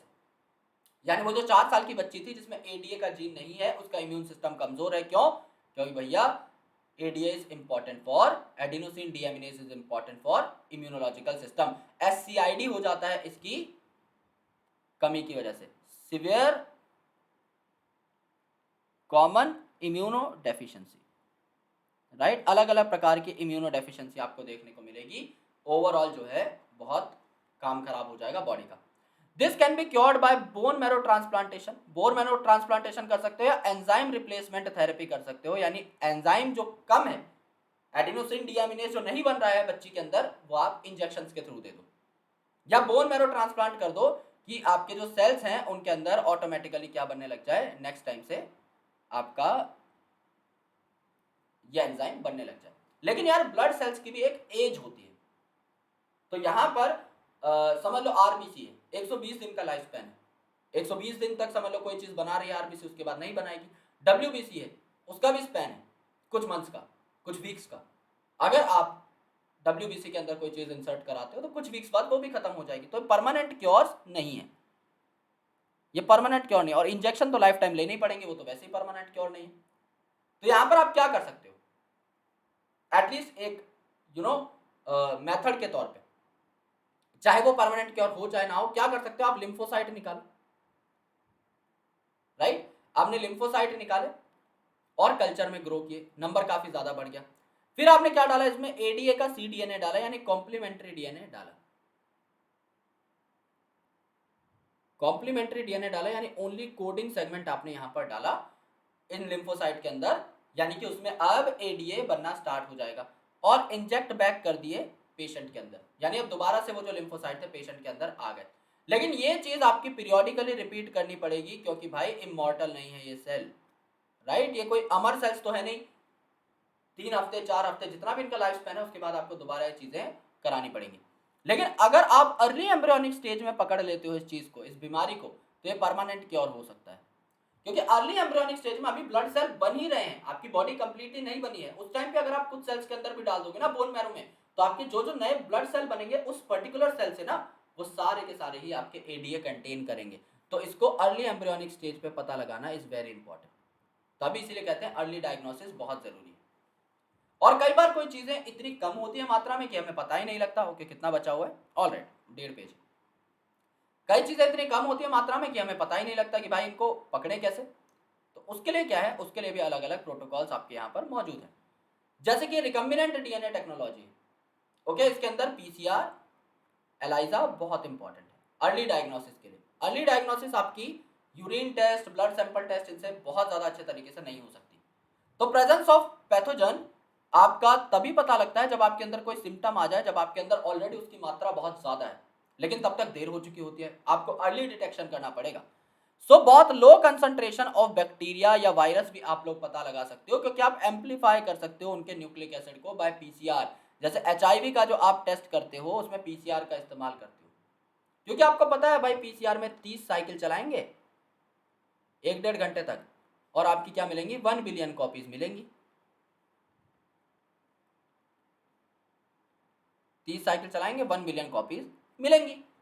तो 1 बिलियन कॉपीज मिलेंगी तो बहुत अच्छी बात है। जो आपकी छोटी चीज थी जो दिखाई नहीं दे रही थी अब वो बड़ी हो गई। तो जो आपकी म्यूटेंट हैं, जो जीन्स में म्यूटेशंस है ना कैंसर के अंदर, वो भी पकड़ सकते हो आप, राइट? क्योंकि एक पर्टिकुलर सीक्वेंस आपको अगर डीएनए को पता है तो उसमें कोई भी चेंज अगर होगा then you can easily test it up. It is a powerful technique to identify many other genetic disorders. इसको एक बार व्हाइट कलर से मार्क कर देते हैं। ये बीच में थोड़ा सा एक अलग सा सिंबल आ चुका है, इसको हटा देते हैं। All right. सो काफी सारी चीजें हैं जो कि आप मार्क कर सकते हो। All right. It is a powerful technique to identify many other genetic disorders. Absolutely correct. किसी भी जेनेटिक डिसऑर्डर को जिसमें म्यूटेशन वगैरह प्रॉमिसिंग है आप उसको पता लगा सकते हो। एलाइजा क्या है? ELISA is enzyme linked immunosorbent assay. Enzyme linked immunosorbent assay. मतलब क्या हुआ? अब इस चीज को गौर से सुनो। एंजाइम लिंक्ड यानी आपने एंजाइम लिंक कर दिया है इम्यूनो यानी एंटीबॉडी के साथ, सॉर्बेंट ऐसे यानी सॉल्वेंट के अंदर, यानी एक पर्टिकुलर आपका जो है फ्लो है जिसके अंदर आपने एंटीबॉडी के साथ एंजाइम लिंक कर दिया है। अगर इस एंजाइम के साथ कुछ टकराया तो कलर्ड प्रोडक्ट में कन्वर्ट हो जाएगा और आपको पता लग जाएगा, या फिर आपका एंटीजन एंटीबॉडी के बीच में इंटरेक्शन हो जाएगा, आपको पता लग जाएगा एंटीबॉडी है कि नहीं या एंटीजन है कि नहीं। तो एंटीजन एंटीबॉडी इंटरेक्शन पे ये बेस्ड है। ये पॉइंट सबसे ज्यादा पूछा जाता है कि ELISA is based on antigen और एंटीबॉडी हमेशा साथ चिपक जाते हैं, एक दूसरे के बिना नहीं रह सकते, तो उसी पर ये बेस्ड है। Infection by pathogen can be detected by the presence of antigen. चाहे आप एंटीजन डिटेक्ट कर लो, समझ लो मैंने एंटीबॉडी रख दी यहाँ पर, इसके ऊपर से जो भी एंटीजन जाएगा अगर वो इस एंटीबॉडी के कॉम्प्लीमेंट्री है तो चिपक जाएगा एंटीजन, और अगर एंटीजन चिपक गया तो कलर आ जाएगा। एंजाइम लिंक्ड है ना, तो मुझे पता लग जाएगा भाई बॉन्डिंग हो चुकी है, यानी एंटीजन प्रेजेंट था, यानी बीमार हो आप। तो चाहे प्रोटीन हो चाहे ग्लाइकोप्रोटीन, ये आपका दिख जाएगा। और बाय डिटेक्टिंग एंटीबॉडी, चाहे एंटीबॉडी डिटेक्ट कर लो पैथोजन के थ्रू, ये भी आपको पता लग जाएगा कि आपके ब्लड में कोविड की एंटीबॉडी अगर है, इसका मतलब कोविड आके जा चुका है आपकी बॉडी से। तो अगर आप कोविड रखते हैं नीचे और आपके ब्लड को फ्लो कराते हैं तो एंटीबॉडी अगर डिटेक्ट हो गई, कलर दिख जाएगा, क्योंकि एंजाइम लिंक्ड है, आपको पता लग जाएगा कि भाई कोविड आपकी बॉडी में था। तो एंजाइम लिंक्ड इम्यूनोसॉर्बेंट ऐसे इसीलिए इंपॉर्टेंट है क्योंकि दोनों ही प्रकार से ये काफी ज्यादा वैलिड है। चाहे आप एंटीबॉडी की हेल्प से एंटीजन ढूंढ लो, चाहे आप एंटीजन की हेल्प से एंटीबॉडी ढूंढ लो, it is good in both the cases. Transgenic animals यानी जेनेटिकली मॉडिफाइड एनिमल्स क्या है? जिनके जीनोम को आपने ऑल्टर कर दिया है, जिनके जीनोम को चेंज कर दिया है किसी ना किसी काम के लिए, या फॉरेन जीन उसमें ऐड कर दिया है। जैसे ट्रांसजेनिक रैट है, रैबिट है, पिग है, घोड़ा है, कई चीजें हो सकती हैं। लेकिन इनमें से 95% जो आपके ट्रांसजेनिक एनिमल्स हैं ये आपके माइस हैं, क्योंकि सबसे ज्यादा यही इस्तेमाल किए जाते हैं। एक तो लैब में आपके प्रेजेंट हो सकते हैं, कम स्पेस घेरते हैं, फूड कम खाते हैं, और लाइफ साइकिल भी आपकी कम है, और बच्चे भी अच्छे खासे दे देते हैं, राइट? लाइफ साइकिल भी आपकी कम है बाकी एनिमल्स के कंपैरिजन में, और बच्चे भी अच्छे खासे होते हैं, तो आपके पास एक अच्छा क्रिटिकल डेटा भी रहेगा, ये बात भी, राइट? ये भी आपका हो जाएगा। All right. अभी देखो benefits of transgenic animals normal physiology and development को समझने के लिए, कि आप अगर चाहते हो ये देखना कि भाई आपने अगर सांस ली तो वो सांस कहाँ कहाँ जा रही है, आपकी बॉडी में ब्लड सर्कुलेशन कैसे होता है, तो आप सबसे पहले खुद के ऊपर रिसर्च नहीं करते, आप एनिमल्स के ऊपर रिसर्च करते हो और एग्जैक्टली उनकी चीजों को समझने की कोशिश करते हो। और स्पेशली आप मॉलिक्यूलर बायोलॉजी में भी देख सकते हैं, कोई जीन है तो उसको रेगुलेट कैसे कर पाओगे, उसकी मात्रा को कैसे बढ़ा पाओगे, प्रोडक्ट को कम कैसे कर पाओगे। ओके, नॉर्मल बॉडी फंक्शन आपके किस हिसाब से अफेक्ट हो सकते हैं, डेवलपमेंट किस हिसाब से अफेक्ट हो सकता है, ये सारी चीजें आप लोग देख सकते हो एक एनिमल के ऊपर रिसर्च करके कि insulin insulin like growth factor जो है इसका एक एनिमल की बॉडी पर क्या क्या इफेक्ट है, फिर आप चेक करोगे कि एनिमल पर भी सेम इफेक्ट है कि नहीं। Genes from other species that alter the formation of this factor are introduced and biological effects are studied. This give information about the biological role of the factor. यानी कोई भी gene अगर आप किसी organism के अंदर डालते हो और देखते हो कि भाई क्या क्या गड़बड़ हुई है या क्या क्या चीजें अच्छी हुई हैं, तो उससे आपको एक आइडिया लग जाता है और उसी आइडिया को आप लोग बचे हुए एनिमल्स पर भी इंप्लीमेंट करने की कोशिश करते हो। To study the contribution of gene in development of a disease, किसी जीन का क्या रोल है किसी डिजीज के अंदर, ये आप देखना चाहते हो, तो आप मॉडल्स तैयार करते हो जिससे आपको पता लगे कि भैया ये डिजीज जो है मैं इस एनिमल के ऊपर टेस्ट करना चाहता हूँ। जैसे भाई कैंसर है तो आपने कुछ माइस तैयार की जिनमें आप कैंसर करवा करके चेक करते हो कि भाई कैंसर का क्या क्या उनकी बॉडी के ऊपर इफेक्ट है, मेटाबॉलिज्म पर क्या इफेक्ट हुआ, रेगुलेटरी क्या क्या चीजें हुई and so on. Cystic fibrosis आ जाएगा, फिर आपका र्यूमेटॉइड आर्थराइटिस आ जाएगा, एल्जाइमर आ जाएगा। इन चारों के लिए अभी तक बनाए हुए हैं, और भी हैं लेकिन ये चार आपके एनसीईआरटी में मेंशन है, cancer, cystic fibrosis, rheumatoid arthritis और एल्जाइमर। एड्स वगैरह के लिए अभी नहीं बना है, तो वो क्वेश्चन अगर आ जाए तो आप मार्क करोगे, उसके लिए अभी एनिमल मॉडल तैयार नहीं हुआ है। बायोलॉजिकल प्रोडक्ट्स जो है आपके यहाँ पर तैयार किए जा सकते हैं। Transgenic animals are used to produce various biological products by introducing gene that code for a particular product. For example human protein जो है अल्फा 1 एंटीट्रिप्सिन, ये बच्चों की हेल्थ के लिए बहुत ज्यादा अच्छा होता है, ओके, और एम्फीसीमा ट्रीट करता है। Products for treatment of phenyl ketonuria and cystic fibrosis, okay. अब देखो 1997 में रोजी जो काव थी फर्स्ट ट्रांसजेनिक काव थी, पहले ट्रांसजेनिक गाय थी, तो ये भी पूछ लिया जाता है कि रोजी कौन थी, शीप थी, बफेलो थी, काव थी, इट्स अ काव। और यहाँ पर प्रोटीन एनरिच्ड मिल्क मिलता है ग्राम्स पर लीटर में। अल्फा लैक्टोल्ब्यूमिन नाम का प्रोटीन था जो कि बच्चों की हेल्थ के लिए, अल्फा 1 एंटीट्रिप्सिन नहीं, अल्फा लैक्टोल्ब्यूमिन, जो न्यूट्रिशनली ज्यादा स्टेबल रहता है ह्यूमन बेबीज के लिए गाय के दूध से भी ज्यादा। तो alpha 1 antitrypsin for emphysema treatment and alpha lactalbumin, लेक्टा मतलब यहाँ पर दूध की बात आ रही है तो बच्चों के लिए लेक्टा वर्ड आप याद कर लें, ठीक है। तो ऐसी गाय बनाई गई जिसके अंदर अल्फा 1 लैक्टोल्ब्यूमिन और भी अच्छी मात्रा में पाया जाता है, 2.4 ग्राम्स पर लीटर इनफैक्ट, राइट। काफी अच्छी मात्रा में ये प्रोटीन आपको देखने को मिलता है जिससे कि बहुत अच्छा आपको हेल्थ फैक्टर यहां पर बूस्ट करते हुए दिखाई देगा आपका बच्चा। और यहां पर देखो अब यहां पर वैक्सीन सेफ्टी टेस्टिंग। अब जाहिर सी बात है, एक वैक्सीन अगर आपने बनाई सबसे पहले ह्यूमन पे तो इस्तेमाल करोगे नहीं, ह्यूमन लाइक ऑर्गेनिज्म पे यानी मैमल के काफी सारे इंडिविजुअल्स पर आप टेस्ट करके देखोगे। ट्रांसजेनिक माइस जो है इनका इस्तेमाल किया जाता है, ओके। जैसे कि पोलियो वैक्सीन थी, इसकी सेफ्टी भी माइस पर ट्राई करी गई थी, और उसके बाद मंकीज पर भी ट्राई की जाती है। यानी माइस पर अगर सही हो गई तो आप मंकीज वगैरह पे या रैबिट वगैरह पे ट्राई करोगे, फिर ह्यूमन तक पहुंचोगे, क्योंकि ह्यूमंस ज्यादा इंपॉर्टेंट है, सब साइंस का मानना है, राइट। तो छोटे ऑर्गेनिज्म से बड़े ऑर्गेनिज्म तक आप पहुंचते हो, आप डायरेक्टली ह्यूमंस पर ये ट्रायल नहीं कर सकते, ऑलराइट।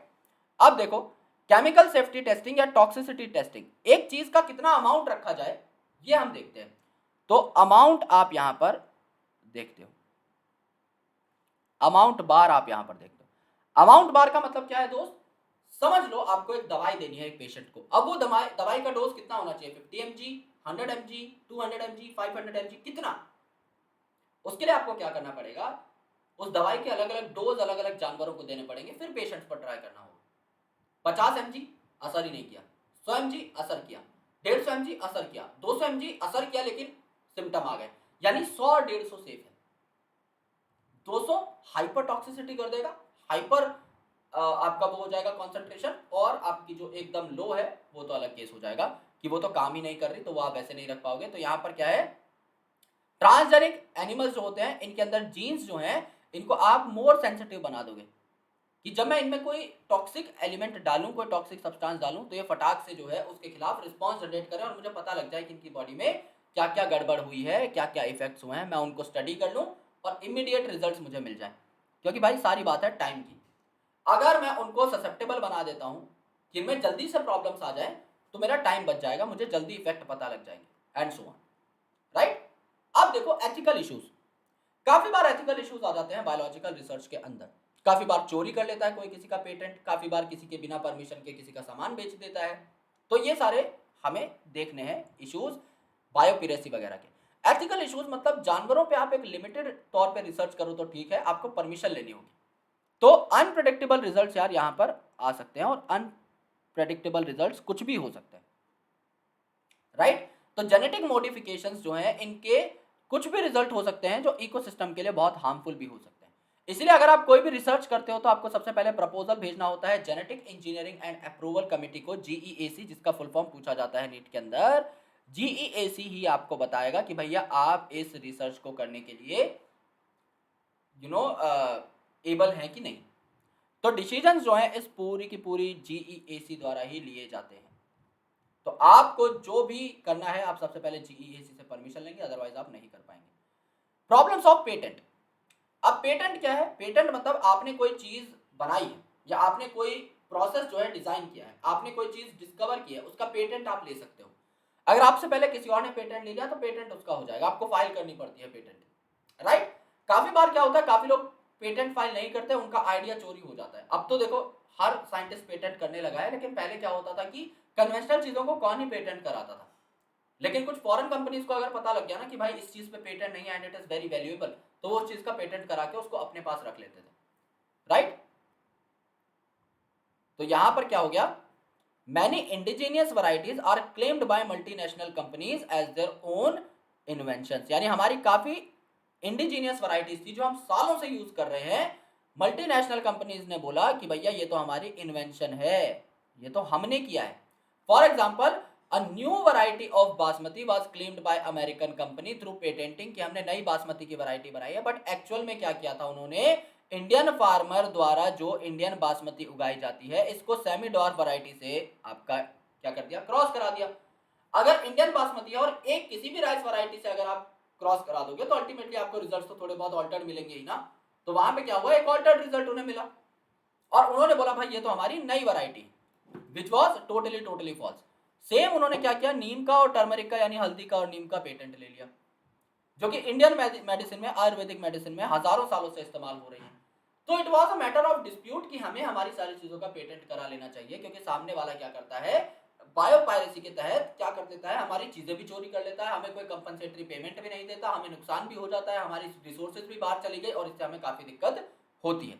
तो बायोपिरेसी क्या है, बायोपिरेसी मतलब बायोलॉजी में पायरेसी, जैसे फिल्मों में पायरेसी होती है ना, कोई किसी की मूवी को रिलीज होने से पहले लीक कर देता है, तो जिसने लीक की उसको पैसा मिला, जो प्रोड्यूसर था वो बर्बाद हो गया, उसकी कोई कंपनसेटरी पेमेंट भी नहीं मिली, यानी जिसका सामान था वो तो पूरे तरीके से बर्बाद हो गया, जिसका सामान नहीं था वो जो है ऐश काट रहा है।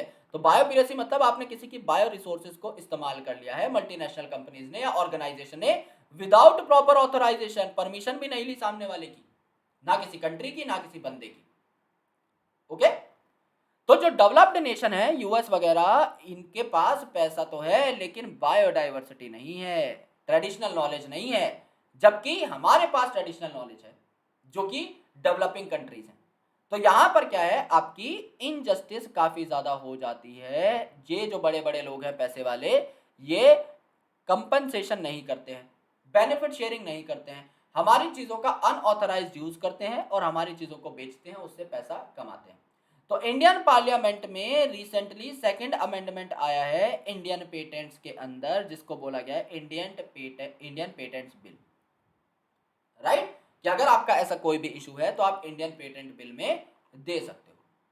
ये आपकी हो गई बायोटेक्नोलॉजी। अब क्या करेंगे, अब थोड़ा सा देखेंगे भैया हम एनसीईआरटी के डायग्राम्स, ठीक है, एनसीईआरटी के डायग्राम देख लेते हैं, जिससे एक बार थोड़ा आइडिया लग जाए क्या चल रहा है क्या नहीं चल रहा है जीवन में। ओके, हालांकि पढ़ लिया है सब, बट एक बार डायग्राम देखने में कुछ जा नहीं रहा है, थ्योरी हो ही चुकी है आपकी, यहां तक तो कोई डायग्राम है नहीं। अच्छा, यहां पे पहला डायग्राम आया, अब देखो इसको, ये आपका वेक्टर है और ये आपका फॉरेन डीएनए है, यानी क्या है, जीन ऑफ इंटरेस्ट है। दोनों को सेम रेस्ट्रिक्शन एंजाइम से काटा, GAATC यानी किससे काटा होगा, इको R1 से काटा होगा, इको R1 से काटा हुआ है, इको R1 से काटा हुआ है, किसके बीच में काटेगा, जी और ए के बीच में, यहाँ किसके बीच में काटेगा, जी और ए के बीच में। तो ऐसे आपके स्टिकी एंड्स बनेंगे, बिल्कुल। यहाँ किसके बीच में काटेगा, जी और ए के बीच में, यहाँ किसके बीच में काटेगा, जी और ए के बीच में, ऐसे स्टिकी एंड बनेंगे, बिल्कुल। अब देखो क्या है, कॉम्प्लीमेंट्री लग रहे हैं एक दूसरे के, बिल्कुल भाई, ये वाली चीज यहाँ के फिट हो सकती है ना और ये वाली चीज यहाँ के फिट हो सकती है, कॉम्प्लीमेंट्री दिख रही है। तो यहाँ पर क्या हुआ, स्टिकी एंड आपके आए, कॉम्प्लीमेंट्री फिटिंग हो गई, यानी सेम रेस्ट्रिक्शन एंजाइम से काटोगे तभी कॉम्प्लीमेंट्री फिटिंग होगी, ये बात थी यहाँ पर। अगला डायग्राम देखो, फॉरेन डीएनए है यानी आपका जीन ऑफ इंटरेस्ट है, ये आपका वेक्टर डीएनए है यानी प्लाज्मिड है, इसको आपने काटा एक जगह पर और इसको आपने काटा रेस्ट्रिक्शन एंजाइम से। तो ये तो स्पेसिफिक जीओआई आपको मिल गया, जीन ऑफ इंटरेस्ट, और यहाँ पे सिंगल अगर आपकी रिकॉग्निशन साइट होगी तो एक टुकड़ा सिर्फ आपका रहेगा यानी एक कट लगेगा। यहाँ पे आपने जीन ऑफ इंटरेस्ट इंटीग्रेट करा दिया। अब ये जो आपका रिकम्बिनेंट डीएनए बना भाई प्लाज्मिड और आपने मिक्स कर दिया है जीन ऑफ इंटरेस्ट, ये जो रिकम्बिनेंट डीएनए बना ये आप बैक्टीरिया के अंदर डाल दोगे, इसे बोलेंगे ट्रांसफॉर्मेशन। ट्रांसफॉर्मेशन मतलब जब बैक्टीरिया अपने आसपास पड़े हुए डीएनए को अपटेक कर ले, फिर ट्रांसफॉर्मेशन हो गई यानी प्लाज्मिड चला गया है बैक्टीरिया के अंदर, तो उसके बाद फर्दर क्या करता रहेगा, जैसे जैसे बैक्टीरिया रेप्लिकेट करेगा वैसे वैसे जीन ऑफ इंटरेस्ट भी और डिवाइड करता रहेगा। ये था आपका अगरोस जेल इलेक्ट्रोफोरेसिस। यहां पे आपने डीएनए लोड किया, फिर डीएनए के जो टुकड़े थे रेस्ट्रिक्शन एंजाइम के मदद से जो हुए थे वो सेपरेट होंगे। तो यहां पर सबसे छोटा टुकड़ा जो है स्मॉलेस्ट से सबसे दूर रहेगा क्योंकि फास्टली भाग सकता है। क्यों भाग सकता है? क्योंकि अगरोस जेल है ये। अगरोस जेल में होते हैं भैया पोर, और ये पोर छोटे टुकड़ों को तो भागने देंगे और अगर छेद है तो बड़े बड़े टुकड़े रुक जाएंगे। तो बड़ा टुकड़ा हमेशा वेल के पास रहेगा जहां आपने लोड किया था। ये आपका अनडाइजेस्टेड टुकड़ा है क्योंकि यहां पर क्या हुआ है, कोई दो टुकड़े भी नहीं हुए, सिंगल ये टुकड़ा है तो इट इज अनडाइजेस्टेड, वरना कम से कम दो बैंड तो आपको दिखाई देते हैं, यहाँ सिंगल ही बैंड दिखाई दे रहा है, इट इज अनडाइजेस्टेड। तो ये डीएनए आपका नेगेटिवली चार्ज है तो किस साइड भाग रहा है, एनोड की साइड भाग रहा है, तो इस साइड क्या होगा एनोड, और इस साइड क्या हो जाएगा दोस्त आपका कैथोड हो जाएगा। ये बात, ये आपका जीन ऑफ इंटरेस्ट, ये समझ लो आपका है जीन ऑफ इंटरेस्ट। तो इसको आप क्या करोगे, यहाँ से कट कर लोगे, इतने जेल पीस को कट किया। अब कट करने के बाद आप इसे क्या कर लोगे, इल्यूशन कर लोगे इसका, इसमें से जेल का मटेरियल रिमूव कर दोगे तो जीन ऑफ इंटरेस्ट आपको अलग से मिल जाएगा। ओके, ये आपका PBr 322 है जिसके बारे में मैंने आपकी ट्रिक भी बना दी थी बायोटेक्नोलॉजी के अंदर, आप लोग देख सकते हो, माइंड मैप के अंदर भी ये करा चुका हूं। ओके, अमर है और प्रशांत पवार है, इकोलॉजी की क्लास पढ़ने गए जो कि मास्टर हिंदी में पढ़ा रहा था, टीचर का नाम था ब्राह्मण सलमान। अमर बोला भैया रोप लेके मर जाऊंगा लेकिन दोबारा क्लास में नहीं जाऊंगा। पवार बोला भैया सेकंड टाइम जाना पड़ेगा, एक बार देख के आना पड़ेगा क्या पढ़ाते हैं मास्टर जी। ये आप एक बार ट्रिक सर्च कर लेना, trick for PBr 322 by Ozone classes, आपको पूरी चीजें मिल जाएंगी, कोई इशू नहीं, राइट। एक एक चीज डिटेल में बताई हुई है, अभी 5-7 दिन पहले आपको याद भी होगा। ये जब आपने एक बैक्टीरियल सेल को या प्लांट सेल को, एनिमल सेल को जब तोड़ा, उसका डीएनए निकालने के लिए आपने आरएनए, प्रोटीन, कार्बोहाइड्रेट, लिपिड सब डाइजेस्ट कर दिया, तो डीएनए क्या हो गया, प्रेसिपिटेट हो गया चिल्ड इथेनॉल की मदद से। चिल्ड इथेनॉल की मदद से आपका ये प्रेसिपिटेट हुआ, इसको आपने स्पूलिंग से अलग कर लिया, स्पूलिंग से अलग कर लिया, राइट। ये आपका हो जाएगा पीसीआर है भैया, ये आपका एक आपका स्ट्रैंड इनिशियली, ये आपका दूसरा स्ट्रैंड, ठीक है।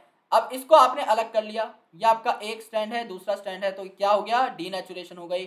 डीनेचुरेशन होती है अराउंड 90 प्लस टेम्परेचर पे, ओके, डीनेचुरेशन हो गया आपकी 94 डिग्री सेल्सियस पे।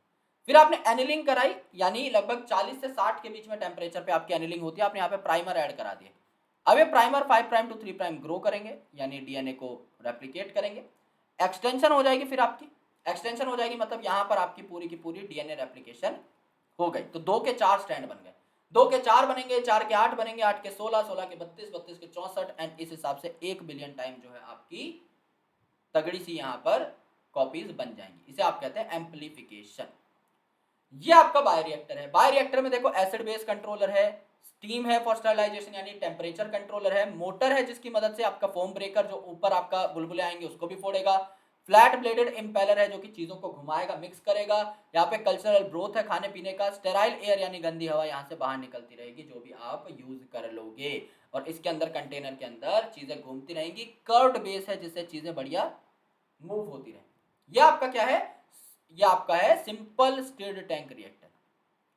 ये आपका स्पाज, स्पाज क्योंकि इसके अंदर ऊपर की साइड आपका सरफेस एरिया बहुत ज्यादा रहता है, क्यों, ऑक्सीजन ट्रांसफर के लिए, क्योंकि यहाँ पर बबल्स बनते हैं, तो बबल से सरफेस एरिया बढ़ जाता है जिसकी वजह से स्पार्ज होने की वजह से ऑक्सीजन ट्रांसफर सरफेस एरिया आपका मैक्सिमम दिखाई देने लग पड़ेगा।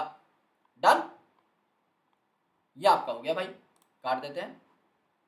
ओके, सेव करने की जरूरत नहीं है, एनसीईआरटी अपने सबके पास है, कोई इशू नहीं है दोस्त। आप देख लेते हैं आपका अगला चैप्टर, ऑलराइट। ओके, तो यहाँ पर डायग्राम बहुत ज़्यादा नहीं है। ये देखो कॉटन बॉल बॉम्ब जब अटैक करता है तो कॉटन बॉल बॉम्ब अटैक करेगा, यहाँ पे कॉटन पूरी गायब हो गई, यहाँ पे बची हुई है। कॉटन बॉल बॉम्ब से बच के रहना पड़ेगा दोस्त, ठीक है। ये आपका मेलोडिजिनी इनकग्निशिया, रूट आपकी ऐसी थी जब आरएनए इंटरफेरेंस लगाया तो रूट एकदम साफ हो गई, कोई बीमारी उसमें नहीं है। ये आपका इंसुलिन है, ये हमने देख लिया, ये आपकी सी पेप्टाइड है, ये आपकी ए पेप्टाइड, ये आपकी बी पेप्टाइड है, इसको हमें रिमूव करना है। तो ये सी पेप्टाइड रिमूव करी तो प्रो इंसुलिन कन्वर्ट हो गया किसमें, इंसुलिन के अंदर, ठीक है। अब तो आई डोंट थिंक कोई डायग्राम बचता है, नहीं आपको डायग्राम नहीं।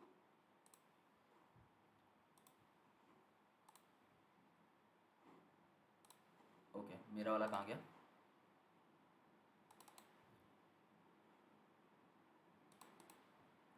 ऑलराइट। तो ये था भाई आपका टोटल काम। आई होप मजा आ गया होगा भाई बहुत अच्छे तरीके से। अगर मजा आ गया जेन्युइनली तो भाई एक बार टेलीग्राम चैनल को ज्वाइन कर लेना। ये पीडीएफ्स जो हैं इकट्ठी मिल जाएंगी सारी की सारी सेव होते हुए, इन पीडीएफ्स को डाउनलोड कर लेना। दूसरी इंपॉर्टेंट चीज़ ये है, पीडीएफ डाउनलोड करने के साथ साथ नीचे डिस्क्रिप्शन में लिंक दिया हुआ है टेस्ट सीरीज का, वो टेस्ट सीरीज डाउनलोड कर लेना, मतलब आप एनरोल हो जाना उसके अंदर। और इस चैनल को बहुत सपोर्ट करना क्योंकि अगले 10 दिन फाड़ने वाला हूँ मैं। 6 बजे उठने का वादा किया था यार, 6 बजे उठ गया था मैं। आप टेलीग्राम पे मैसेज देखो 5:55 का मैसेज पड़ा हुआ है, जबकि इंटरनेट नहीं था तो मैं सो सकता था, पर मैं रिकॉर्ड कर रहा हूँ और लाइव जैसे इंटरनेट आएगा कूद पड़ूंगा भाई, right. Please make sure to support this channel अब, बिकॉज अब बहुत घमासान होने वाला है बचे हुए 15 दिन, और उसके बाद तो काउंसलिंग तक बहुत ही ज़्यादा मौज करा दूंगा मैं तुम्हारी। So please make sure to support it up.